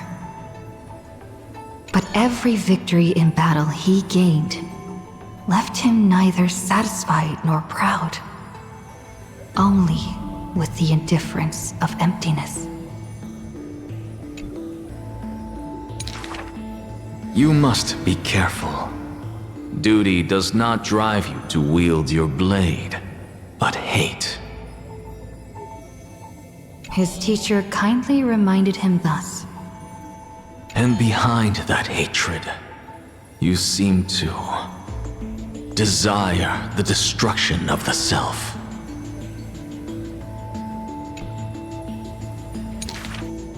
But what about his joy?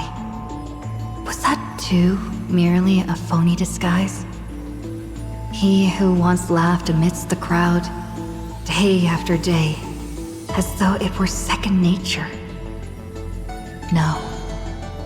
Even though he knew not the meaning of love, that happy past was not a lie someone wove. But now, even those memories have melted into fury. His hatred is such that he cannot hold on to what he cherishes, though all is precious to him.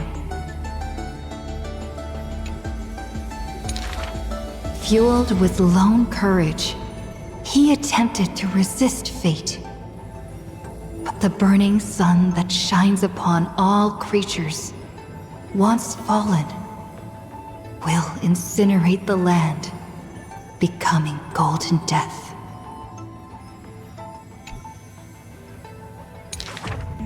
But what of his sorrow? Indeed, the man could shed no tears. But at the moment the cycle manifested, when all that was familiar was now remote, the world collapsed, becoming empty in an instant. But the stabbing pain in the man's heart, was it but the residual warmth of his wraths? The truth no longer important. The man simply took another step forward. He wasn't willing to believe it, but was willing to acknowledge it. There is no need to question your heart. No need to crave victory. If I am born to be a vessel of sin, then I shall roar at evil, and together with it burn.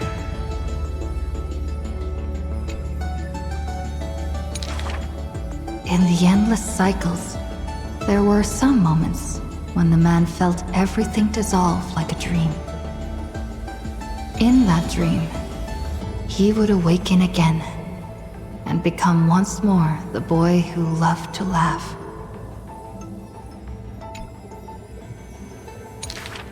But were he to open his eyes, the fury would cast a shadow. He saw the creators choke his throat, gurgling and gasping. And in that boundless dream, he mistook them for his own jest.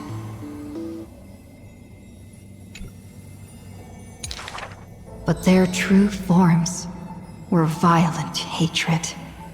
Towards the creators, towards himself, a roaring inferno.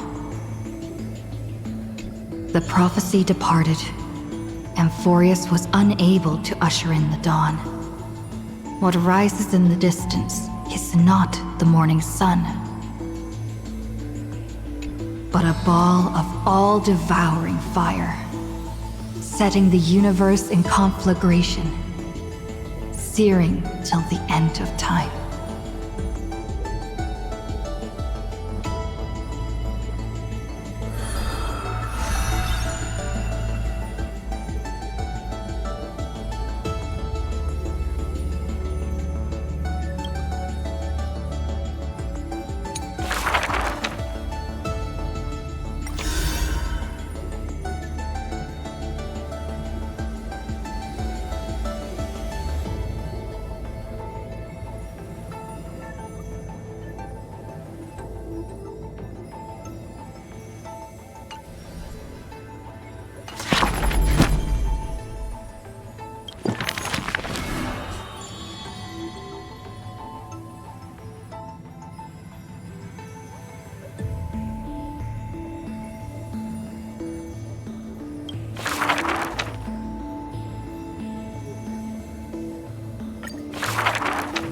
On that day, the dawn promised by the Skyfather shattered in haste. As the black tide surged, breaking through the walls with relentless grace. In a quaint yet exquisite courtyard, two bitter foes meet at journey's end. Their fates entwined in fate's regard. With no escape, no road behind, they trade a weary smile in kind. Together, they gaze at the heavens of fire. If I can ever see the faint light again and stay alive. Then, Outlander Nemesis, you I will forgive. Not long ago, as the romantic demigod closed her eyes, the girl bottled her tears in sorrow, and once more opened the dim-lit garden wide. Two figures step into the courtyard's gate. A general of Kremnos, her body torn, by vengeance bound, by fury swayed. A noble of the Holy City, once wrapped in gold, now haunted by a fate betrayed. A simple injury, or so the girl believed. Yet the two women met with scorn, their words like blades. Because their children fled in love's embrace, while bloodied pasts left scars in place. A feud unbroken by countless years. A chasm carved by blood and spears. This was a sickness beyond the girl's touch.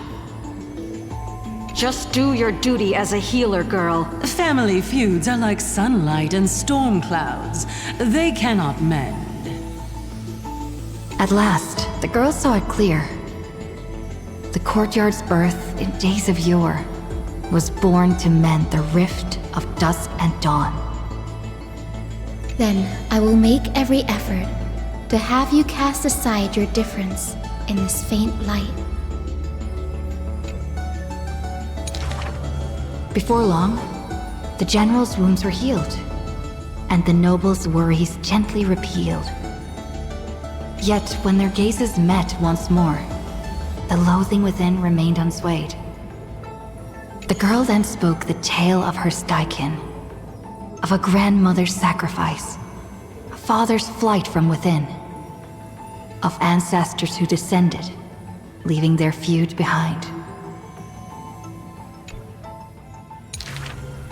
Their hands in hers, she held them tight. Yet flames of hatred burned too bright. She did not waver or despair.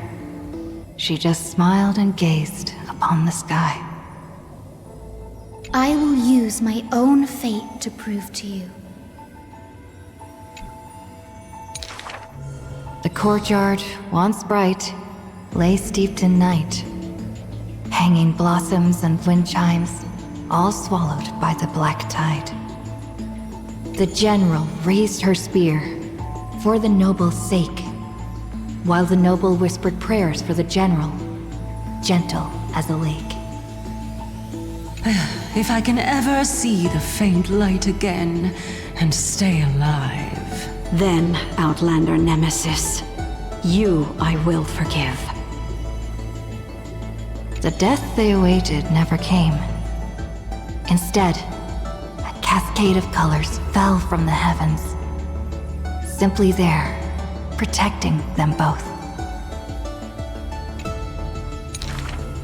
The sky still burned, dark and low, yet her words lingered, a gentle ember refusing to fade. I will use my own fate to prove to you. Day and night can be mended, and so can hatred be undone.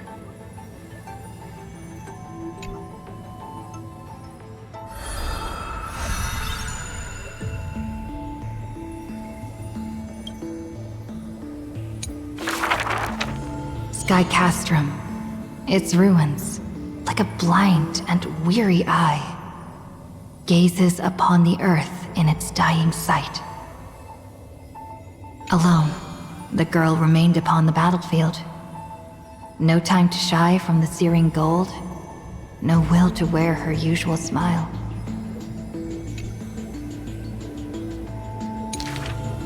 She fought her way to destiny's edge. Of the crumbled mural, but one piece endured. A corner portraying the day thunder night, dazzling in blaze. She placed her hand upon the mural. Pain seared through skin and bone as the picture claimed her within its lines.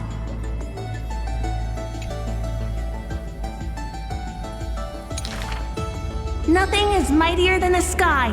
It holds countless wonders within its clouds, and each opening and closing of the eyes brings dawn and dusk.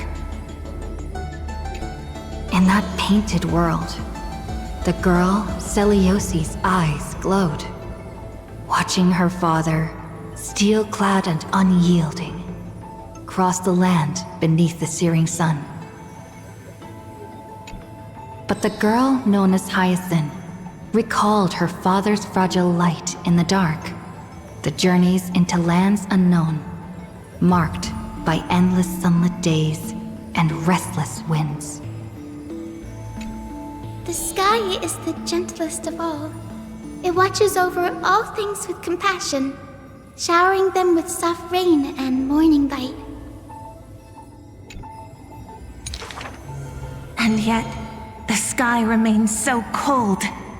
It witnesses believers tear each other apart, and still it cowardly flees from all responsibility. Within the frame of that image, the one called Celiosi bore fury in her gaze, her golden blood trailing as she turned from home, sharpening arrowheads beneath the wide and barren sky. Hyacinth remembered her grandmother's song. She recalled her prayer to Aquila before her grandmother's journey, and how bitterness followed her to an unknown land. But the sky is so lonely too. Forever distant from the world beneath, it watches every sorrow, unable to intervene. No, the sky must be merciless. It must scorch the wicked, temper the fragile, and pass divine judgment upon all human wickedness. Within the mural, the girl named Celiosi became the divine eye, gazing down without mercy, a titan passing judgment upon her own kind.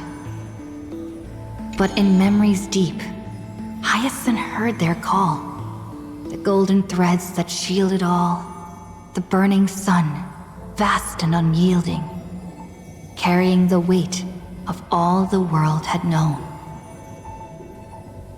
No, the sky must not forsake kindness.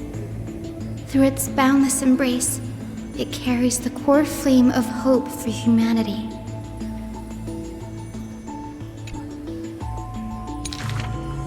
The sky, it's so dark, so cold. In the depths of memory, the girl named Celiosi pulls her knees to her chest and trembles. Then please, come sit in my courtyard. A gentle ray of light seeped through. The celestial mural now fused anew. Once more, the land knows favor and boons. The girl who has now become the sky takes the hand of the girl who once was. I want to tell you the secret of the sky's greatness. Whenever the anguished earth looks to it, it always offers a smile in return.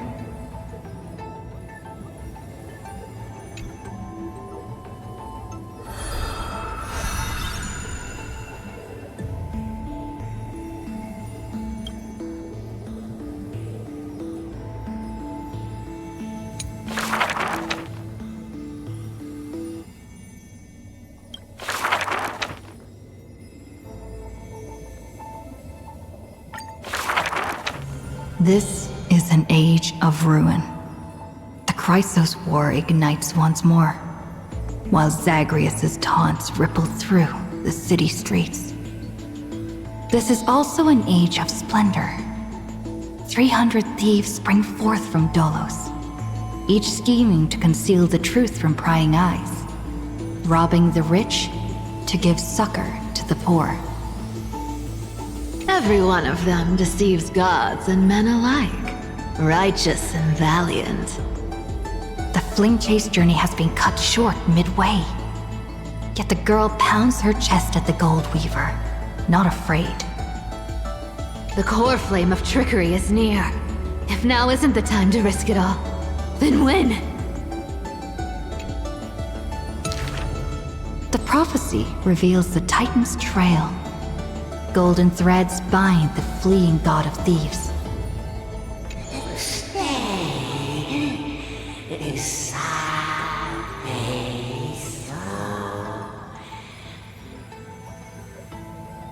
The young girl flashed a grin and walked towards the god who was pretending to smile. I once vowed to the god of thieves that I would force trickery to reap what they have sown. The Titan whispered from the vortex, the god of trickery's earnest plea. They made a promise to the girl who entered the trial, that the whole world would be bathed in light. No more lies and deceit.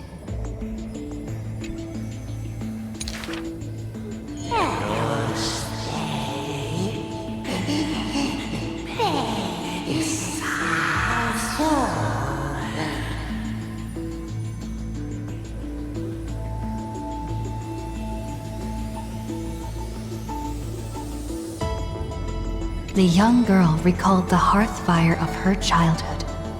Cyphera, only honesty is well liked. She pursed her lips. That does sound like quite the ideal society. Of course I didn't accept. How boring would a world without deception be? The young girl demonstrated her newly acquired divine power, molding lies into reality. The defeated Titan is now naught but a wandering soul. But somewhere far away, a purple spirit thief opened bleary eyes. They had forgotten their previous life as a Titan, and remembered only the girl's crafty message. Go! Collect treasure, you greedy little grape. Once you regain the memories of trickery from chests, then I will claim the reward for saving your life.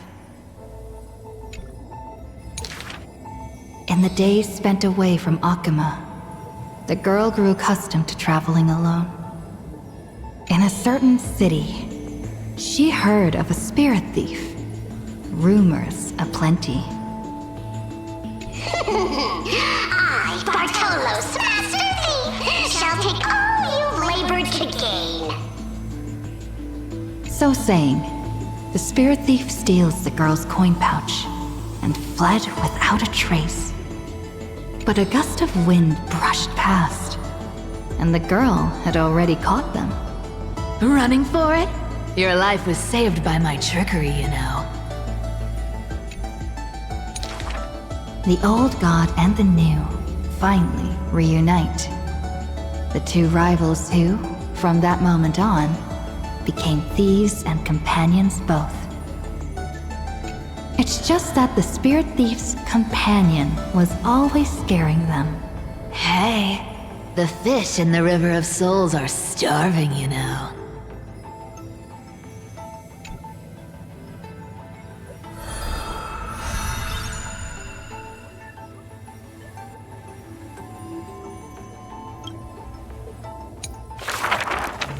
A thief reveals a few lies. The first lie is called Fellow Thieves, come on and deceive gods with me. The world has already forgotten that feast. Lies unnumbered that drowned the Day of Souls. schemes uncounted, burning for a night of revelry. 300 thieves shackled in imprisonment, in exchange for a Titan's resigned confinement. To have managed to trick the Grand Master of all tricks. I can die happy now. This was Dolus's great achievement. The deception of the gods, where even Zagreus was fooled. The second lie is called... The god of trickery is now not but a wandering soul. Why did she spare the Titan's life? The young girl knew not, even after asking herself. Was it greed for the treasure they promised? Or had she vaguely perceived their lonely fate? It's because you're every bit as despicable as I am.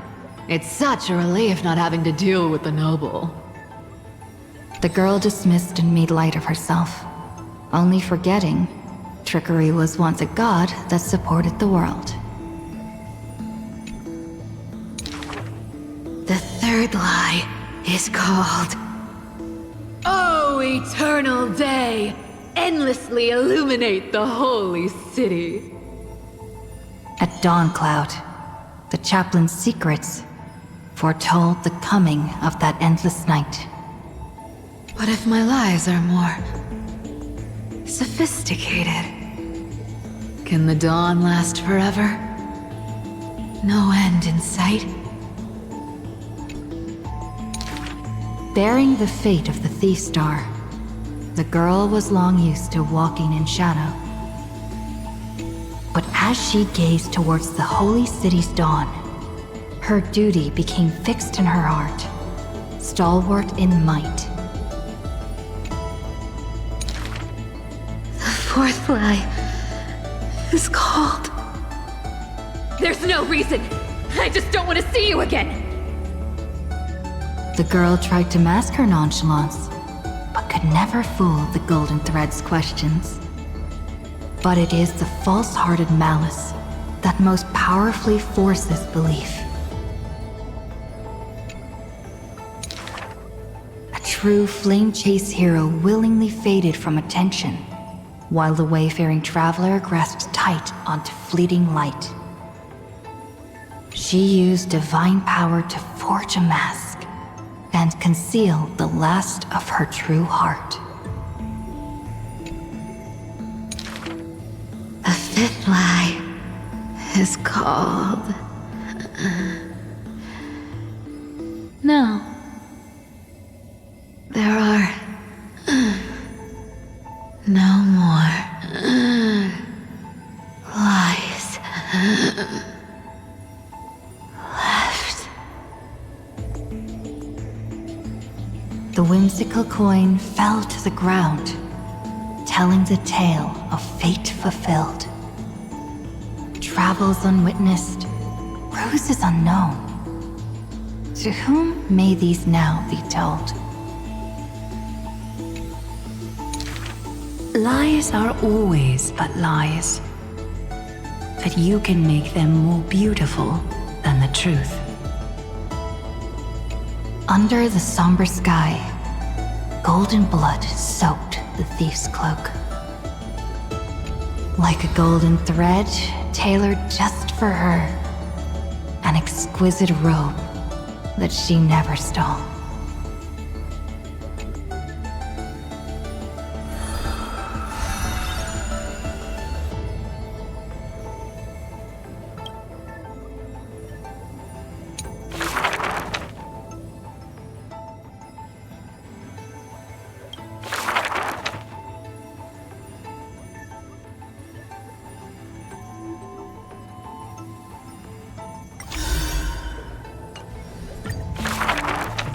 The ancient chaos was shrouded in silence and shadow. The giant dragon's offspring was born from the earth.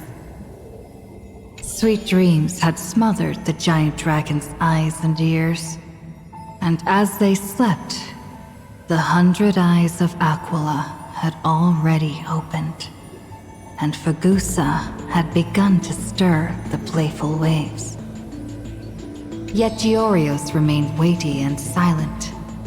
Layer upon layer of peaks enveloped the dragon, cradling them in a bed more grand than any in existence. The giant dragons spent their childhood in darkness. From the moment their bleary eyes blinked open from haze of slumber, they hungered to feast on crude iron and drink deep of molten lava. Until one day, they raised their head and with a low, guttural voice, pleaded to glimpse light. The Titan lifted them up by their ribs, slowly raising them. The dragon's spine sliced through the strata of rock, cutting open the soil. When they reached the surface, they summoned mist woven of the fire of the stars. As though seeing themselves clearly and in full through the eyes of a giant bird. The giant dragon walked the earth alone. The Titan knew they were lonely and terrified too, and so sculpted new beasts from flesh and bone. In that wild, barren world, the giant dragon led the beasts of the earth. Excessively long life gifted the giant dragon with eyes that could pierce the veil of years. They witnessed the separation of day and night, as well as the entanglement of reason and romance. And even Kefali did not neglect to share with them a chalice of golden blood. The ocean teased, saying, even should the earth sink utterly, they would not rot. Ever since they opened their eyes, the giant dragon rarely returned to slumber. And thusly, that mesmerizing dream that occasionally burst forth at night etched a trace on their memory. The gods they were familiar with were in this dream, and they were as immense and imposing as ever, yet had lost their freedom. Just what manner of magnificent pathstrider could imprison the Titans as mere reflections? The giant dragon dreamed also of their own path, that great breath from the heavens, or perhaps from beyond even the heavens. They dreamed of silver shards amongst the stars, reflecting the form of another giant dragon.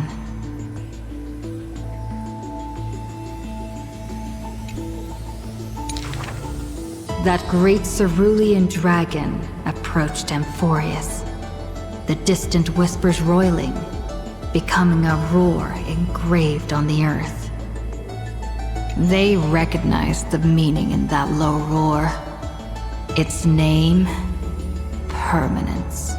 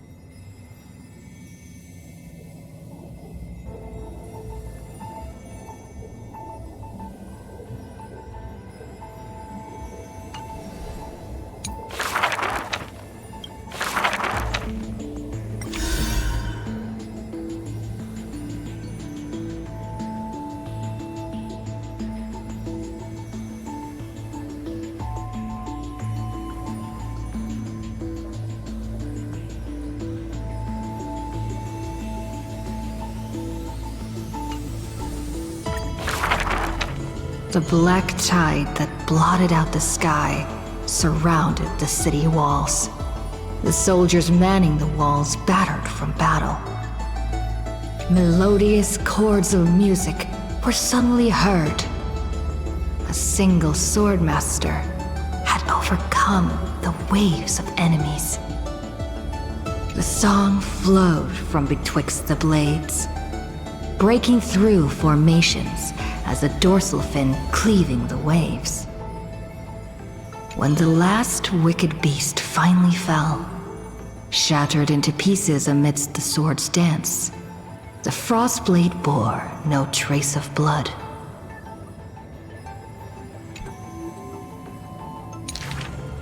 The legions of heroes under my command are as vast as the sea, yet lack a formidable sword banner.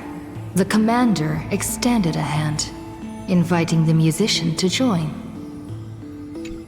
Should a fish separated from its school glimpse a faint glow, it will swim toward the light. The swordmaster clasped the commander's hand, as though gently grasping the hilt of a keen blade. When the spray of her waves extinguished the fires of war from the holy city, a golden name was engraved upon the stone pillars. The former commander burned the crown to become king. High Sealands, brave in battle, triumphant in command, I grant you the title Dux Gladiorum. Let us all forge ahead together. During the banquet after the battle, the weaver tailored for her a splendid dress, and the commander poured her honey brew. Her golden-blooded comrades gathered about her, chanting her new name, urging her to play that splendid music. The candlelight danced and mingled with flowing drink, swords and song ringing out in unison. Yet none knew that was once a lonely melody from the deep sea. The music of revelry continued for a long time, until the whispers of conspiracies were buried in the songs, until the roars of lethal struggle shattered the music. Legend holds that they who bear the weight of a pillar shall one day return to where it stands. Those who tug at the earth shall end amongst the mountains. Those who sow dawn and dusk shall remain eternal in the sky.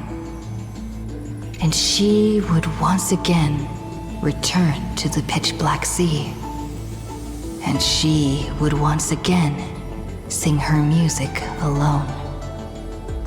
The bountiful ocean, with the banquets of bygone days, stir as futile bubbles at the bottom of a glass.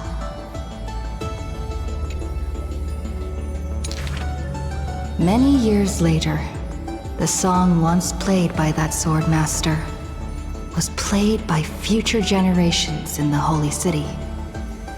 The people knew the demigod of the seas was still a noble captain. She possessed peerless swordsmanship and a song that is passed down through the ages. It was just that she had long since vanished. Guests at the banquet sometimes spoke of her, but it was only a prayer between their cups. High Sealands, melody of the waves, bless our night that we may drink deep and dance till dawn.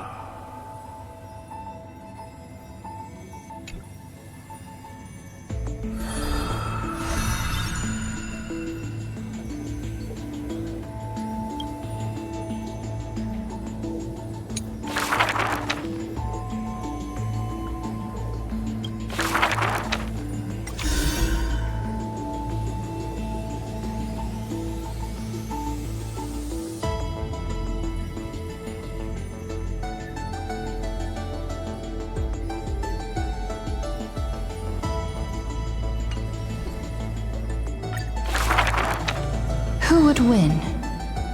A young girl emerging from her sheath and showing her edge, or a tyrant who has emerged victorious from 100 battles?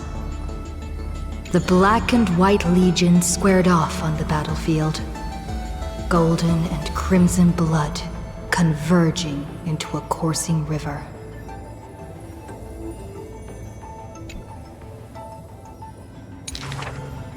The leader herself actually dares to step forth and face peril? The tyrant charged toward the exposed gap in the king's flank, and instantly fell into a trap of raging flames and iron rain. On the board, the king too is but a chess piece. If the king does not lead, how would any dare to follow? She lifted the king of the crystal pieces high, as though proclaiming the ascension of a new king. Who would win? The holy city that stood for 1,000 years? Or the foreign city-states invading from 1,000 miles away? Hollow hatred ignited the flames of war. The besieged walls of dawn tottered.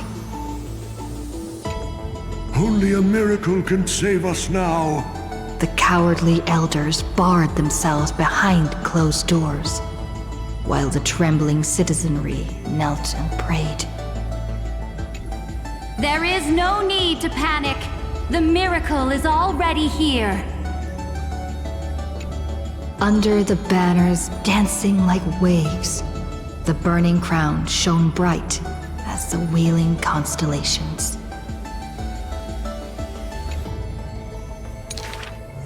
Who would win? The general who saved the city, or the high and mighty with their privileged authority? The guillotine fell, severing the elder's life. The whispers dissipated, and the scales of victory tipped. From this day forth, I shall bring justice to the holy city.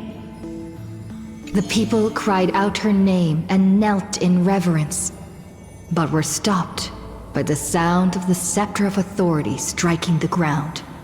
Do not lower your heads beneath my crown. This was the first, and also the only Imperator. Who would win? The heroes bursting with ambition, or the omnipotent gods?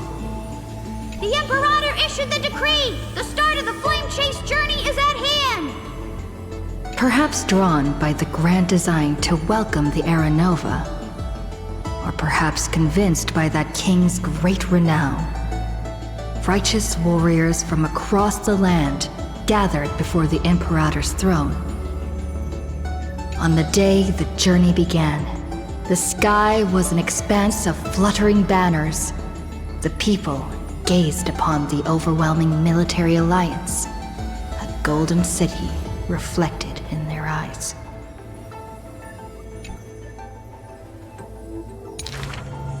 As for the end of that chess game, the scholars debate endlessly, but such discussions always end with a sigh. The invincible Imperator faded at the pinnacle of power. The crown's flames extinguished in the lake. The banner, once revered by the people, along with the broken spears of the heroes, now a tomb. The people said, "Even the sovereign that conquers all before her is no match for fate." Yet she said, In a war with fate, has there ever been any justice?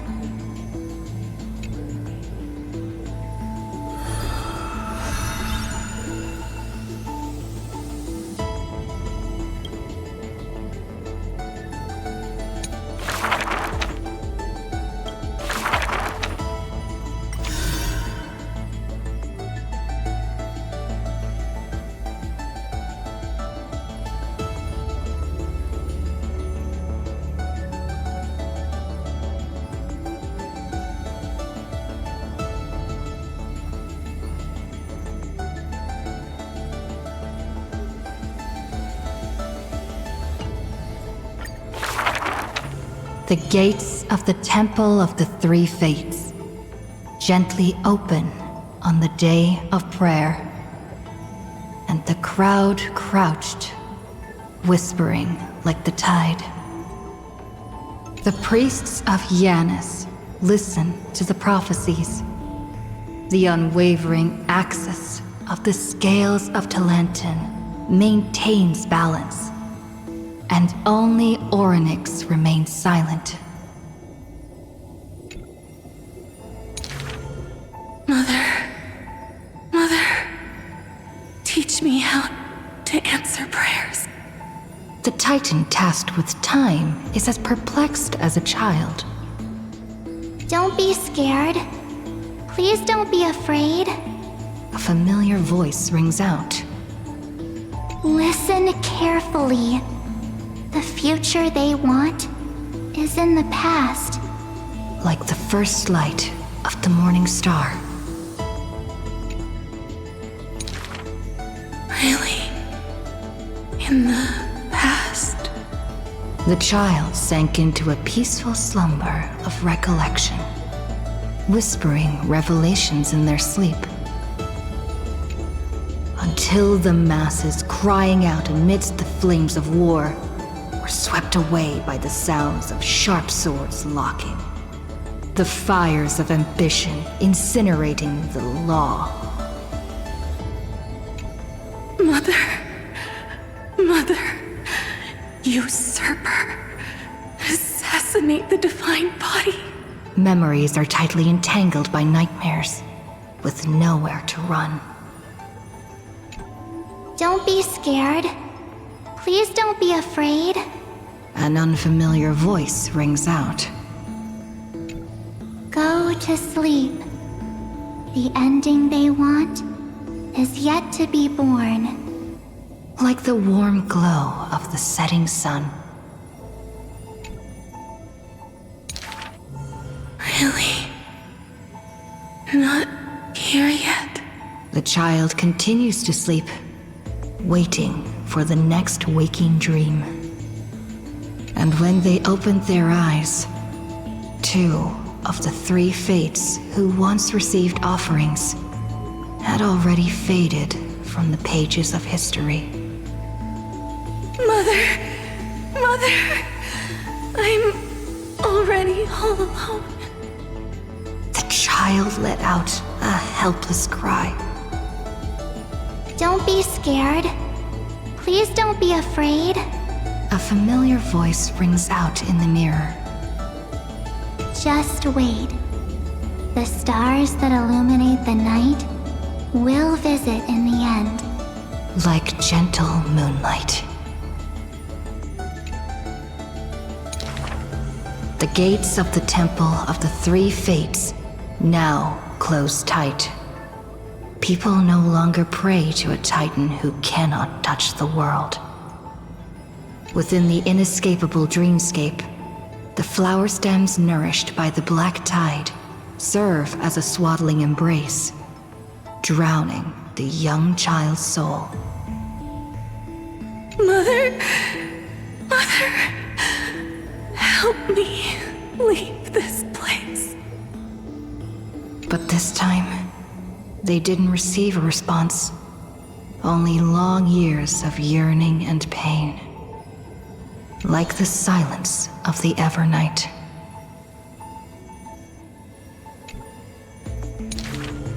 Days and nights passed.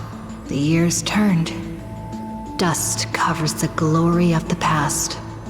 The priests have forgotten this titan. Waiting. Hate waiting.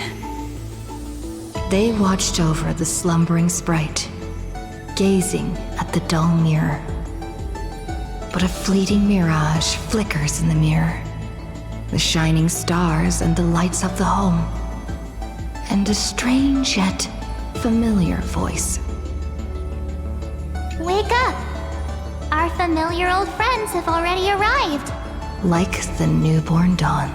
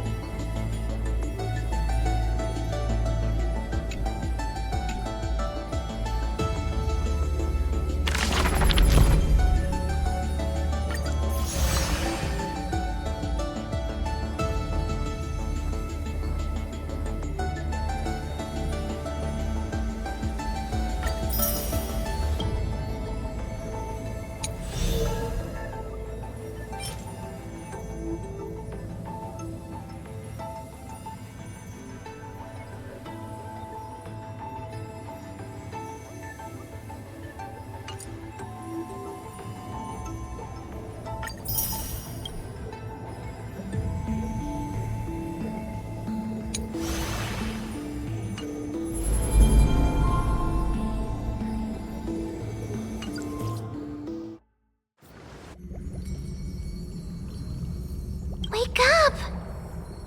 Wake up! Buddy! Wake up! You're finally awake! That's a relief. We were so close to being swept away by the reverse flow of time. It's lucky we found a safe place. Now, I'm going to send you back to the very start of time. But before we part, there's something I need to tell you. Something very, very important. That's right! At this very moment, my memories are finally whole. After watching so many fragments, my past is finally coming into focus, little by little. You're smart. You must have a clue now. Or maybe... You knew the answer long ago, didn't you? Not surprised at all, huh? That's because I'm simple at heart. No matter what form I take, I've always been true to myself. But I'm glad that I remembered in the end. This way, I'll have no regrets. Don't worry. We're not truly parting, because I'm going to become a part of you. I'll turn into the memory of this cycle, the 33,550,336th Flame Chase journey, and forever reside in the heart of the Time Demigod. This way, you'll carry all that has come before, crossing time itself to reach the next cycle. My mission ends here, but looking back, I still feel lucky. After all, across 30 million Sirenes, I was the first, and the only one who got to finally meet you. So, believe me, in the next cycle, there will be another Cyrene waiting for you. And in the one after that, and the one after that, I will always be waiting.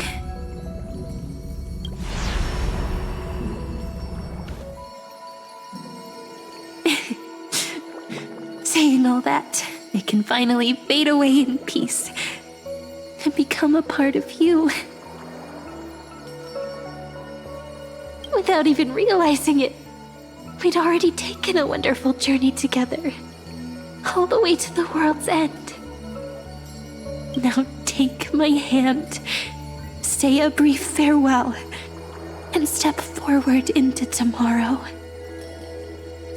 Go, find the future Cyrene, and set out on another journey with her.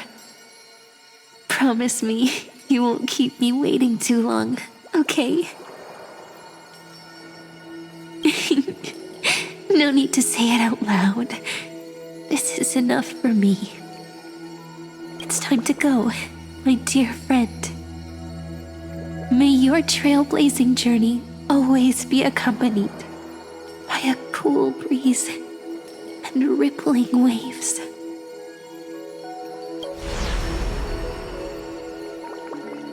And may the days ahead embrace you like the softest fluff, forever warm, forever gentle.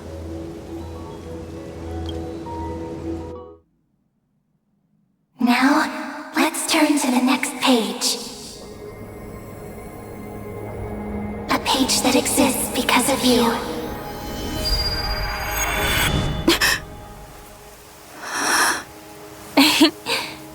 Is this a meeting ordained by fate? Or a long overdue reunion?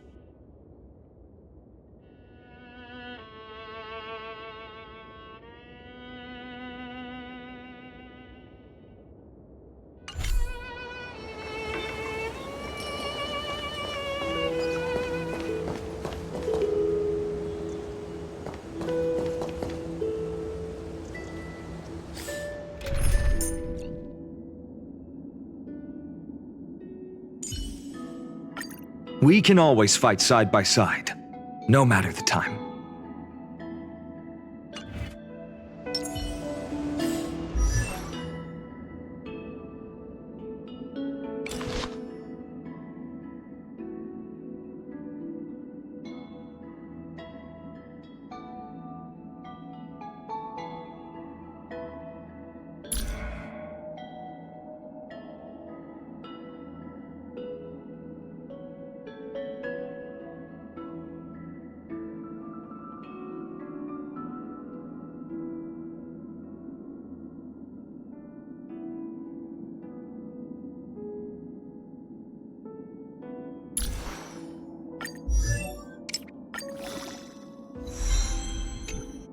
Golden blood will not flow in vain.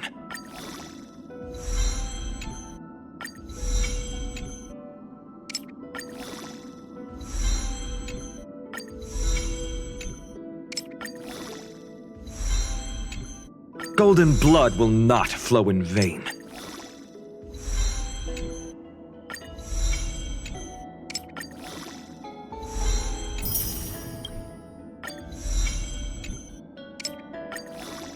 We will eventually become the flames that light up the new world.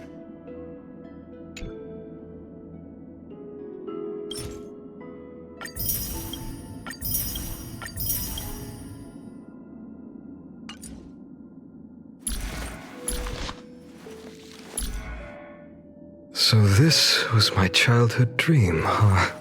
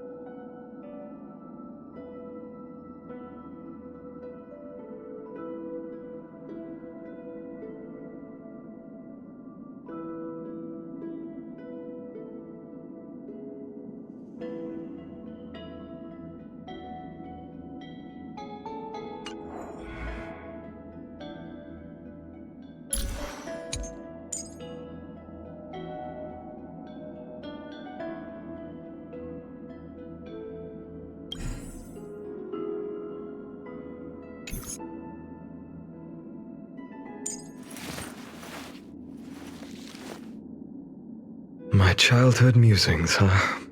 So naive.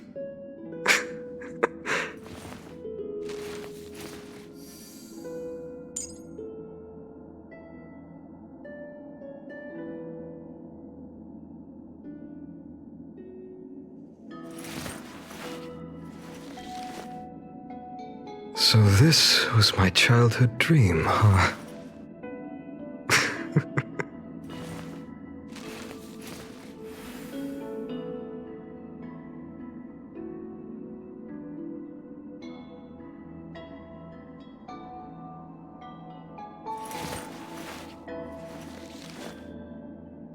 My childhood musings, huh?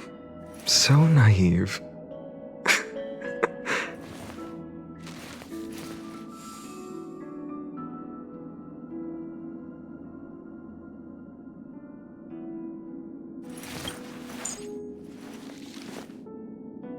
So this was my childhood dream, huh?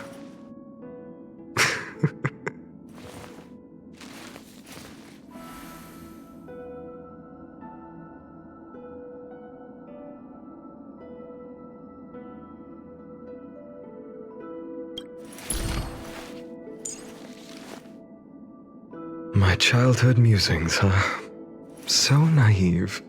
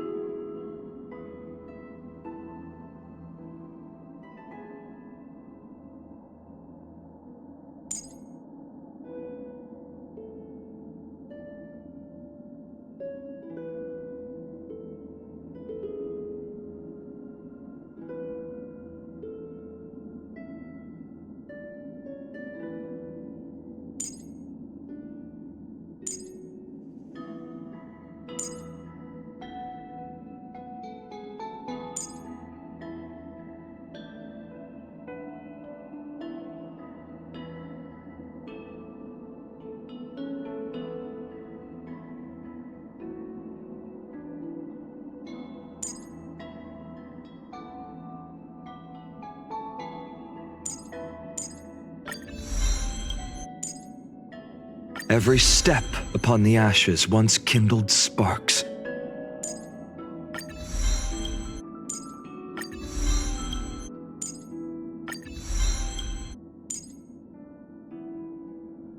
Every step upon the ashes once kindled sparks.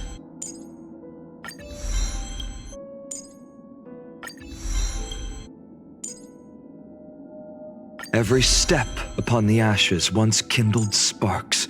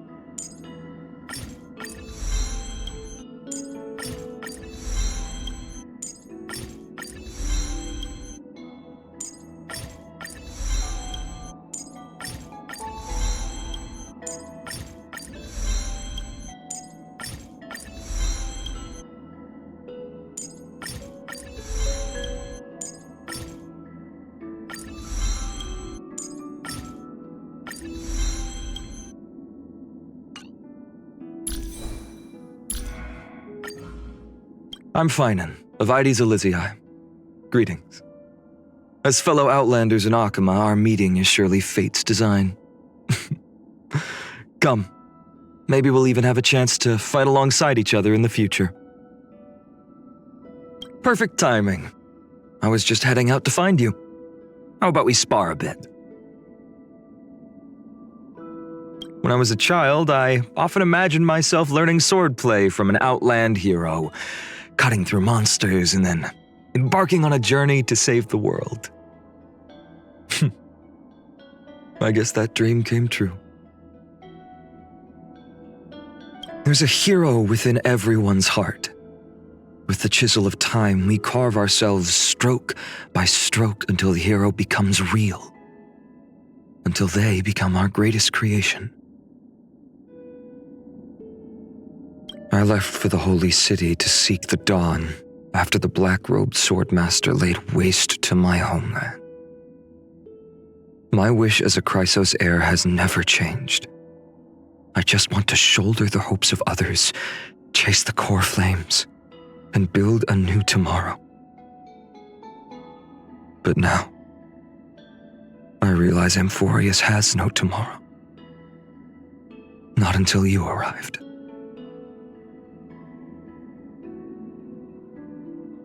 The hunger for vengeance has carried me through this journey.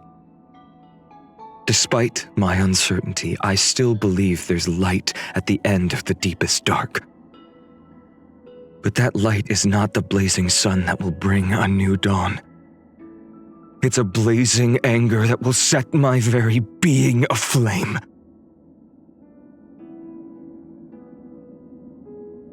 I carried a huge rock up to the top of a mountain at dusk.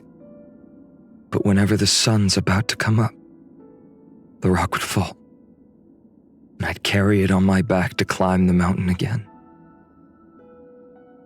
A road of agony and despair. Yet it is the only moment I feel happiness.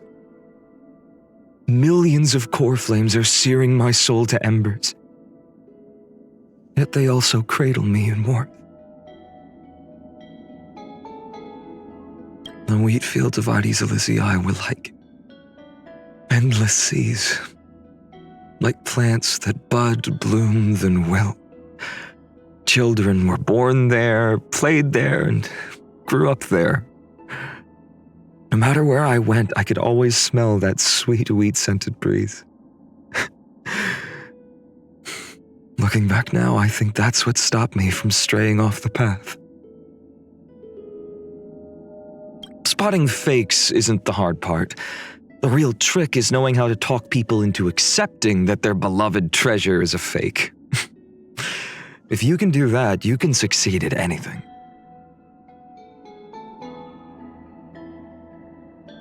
Fate is enough to surpass prophecies. Every step upon the ashes once kindled sparks. We will eventually become the flames that light up the new world. Golden blood will not flow in vain.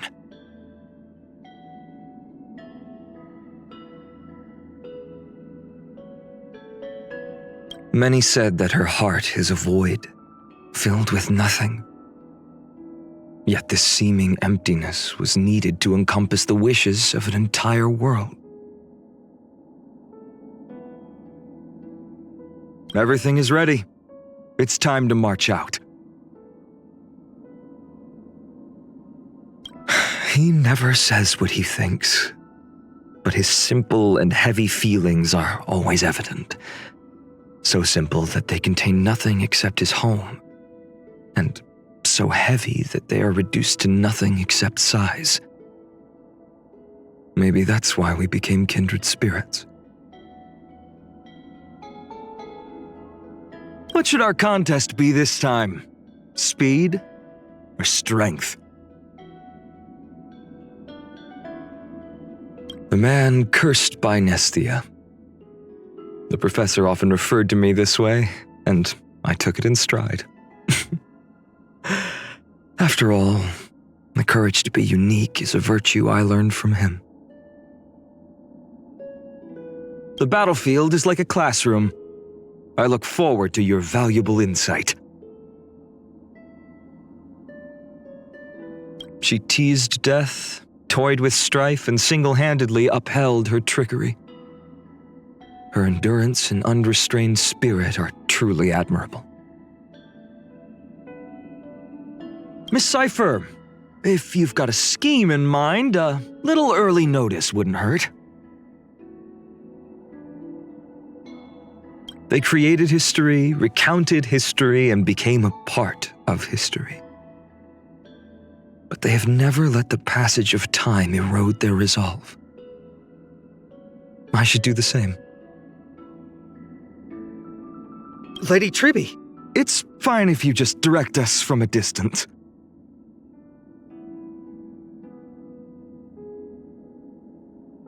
Every time I visit that sunlit courtyard, the gentle light through the latticed windows evokes the image of my homeland's sprawling wheat fields.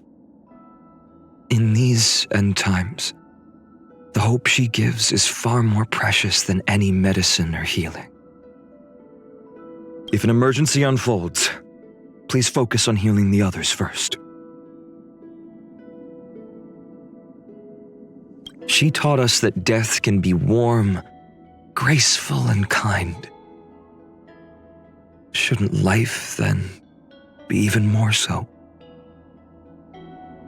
Even in the face of death, people can still make a choice.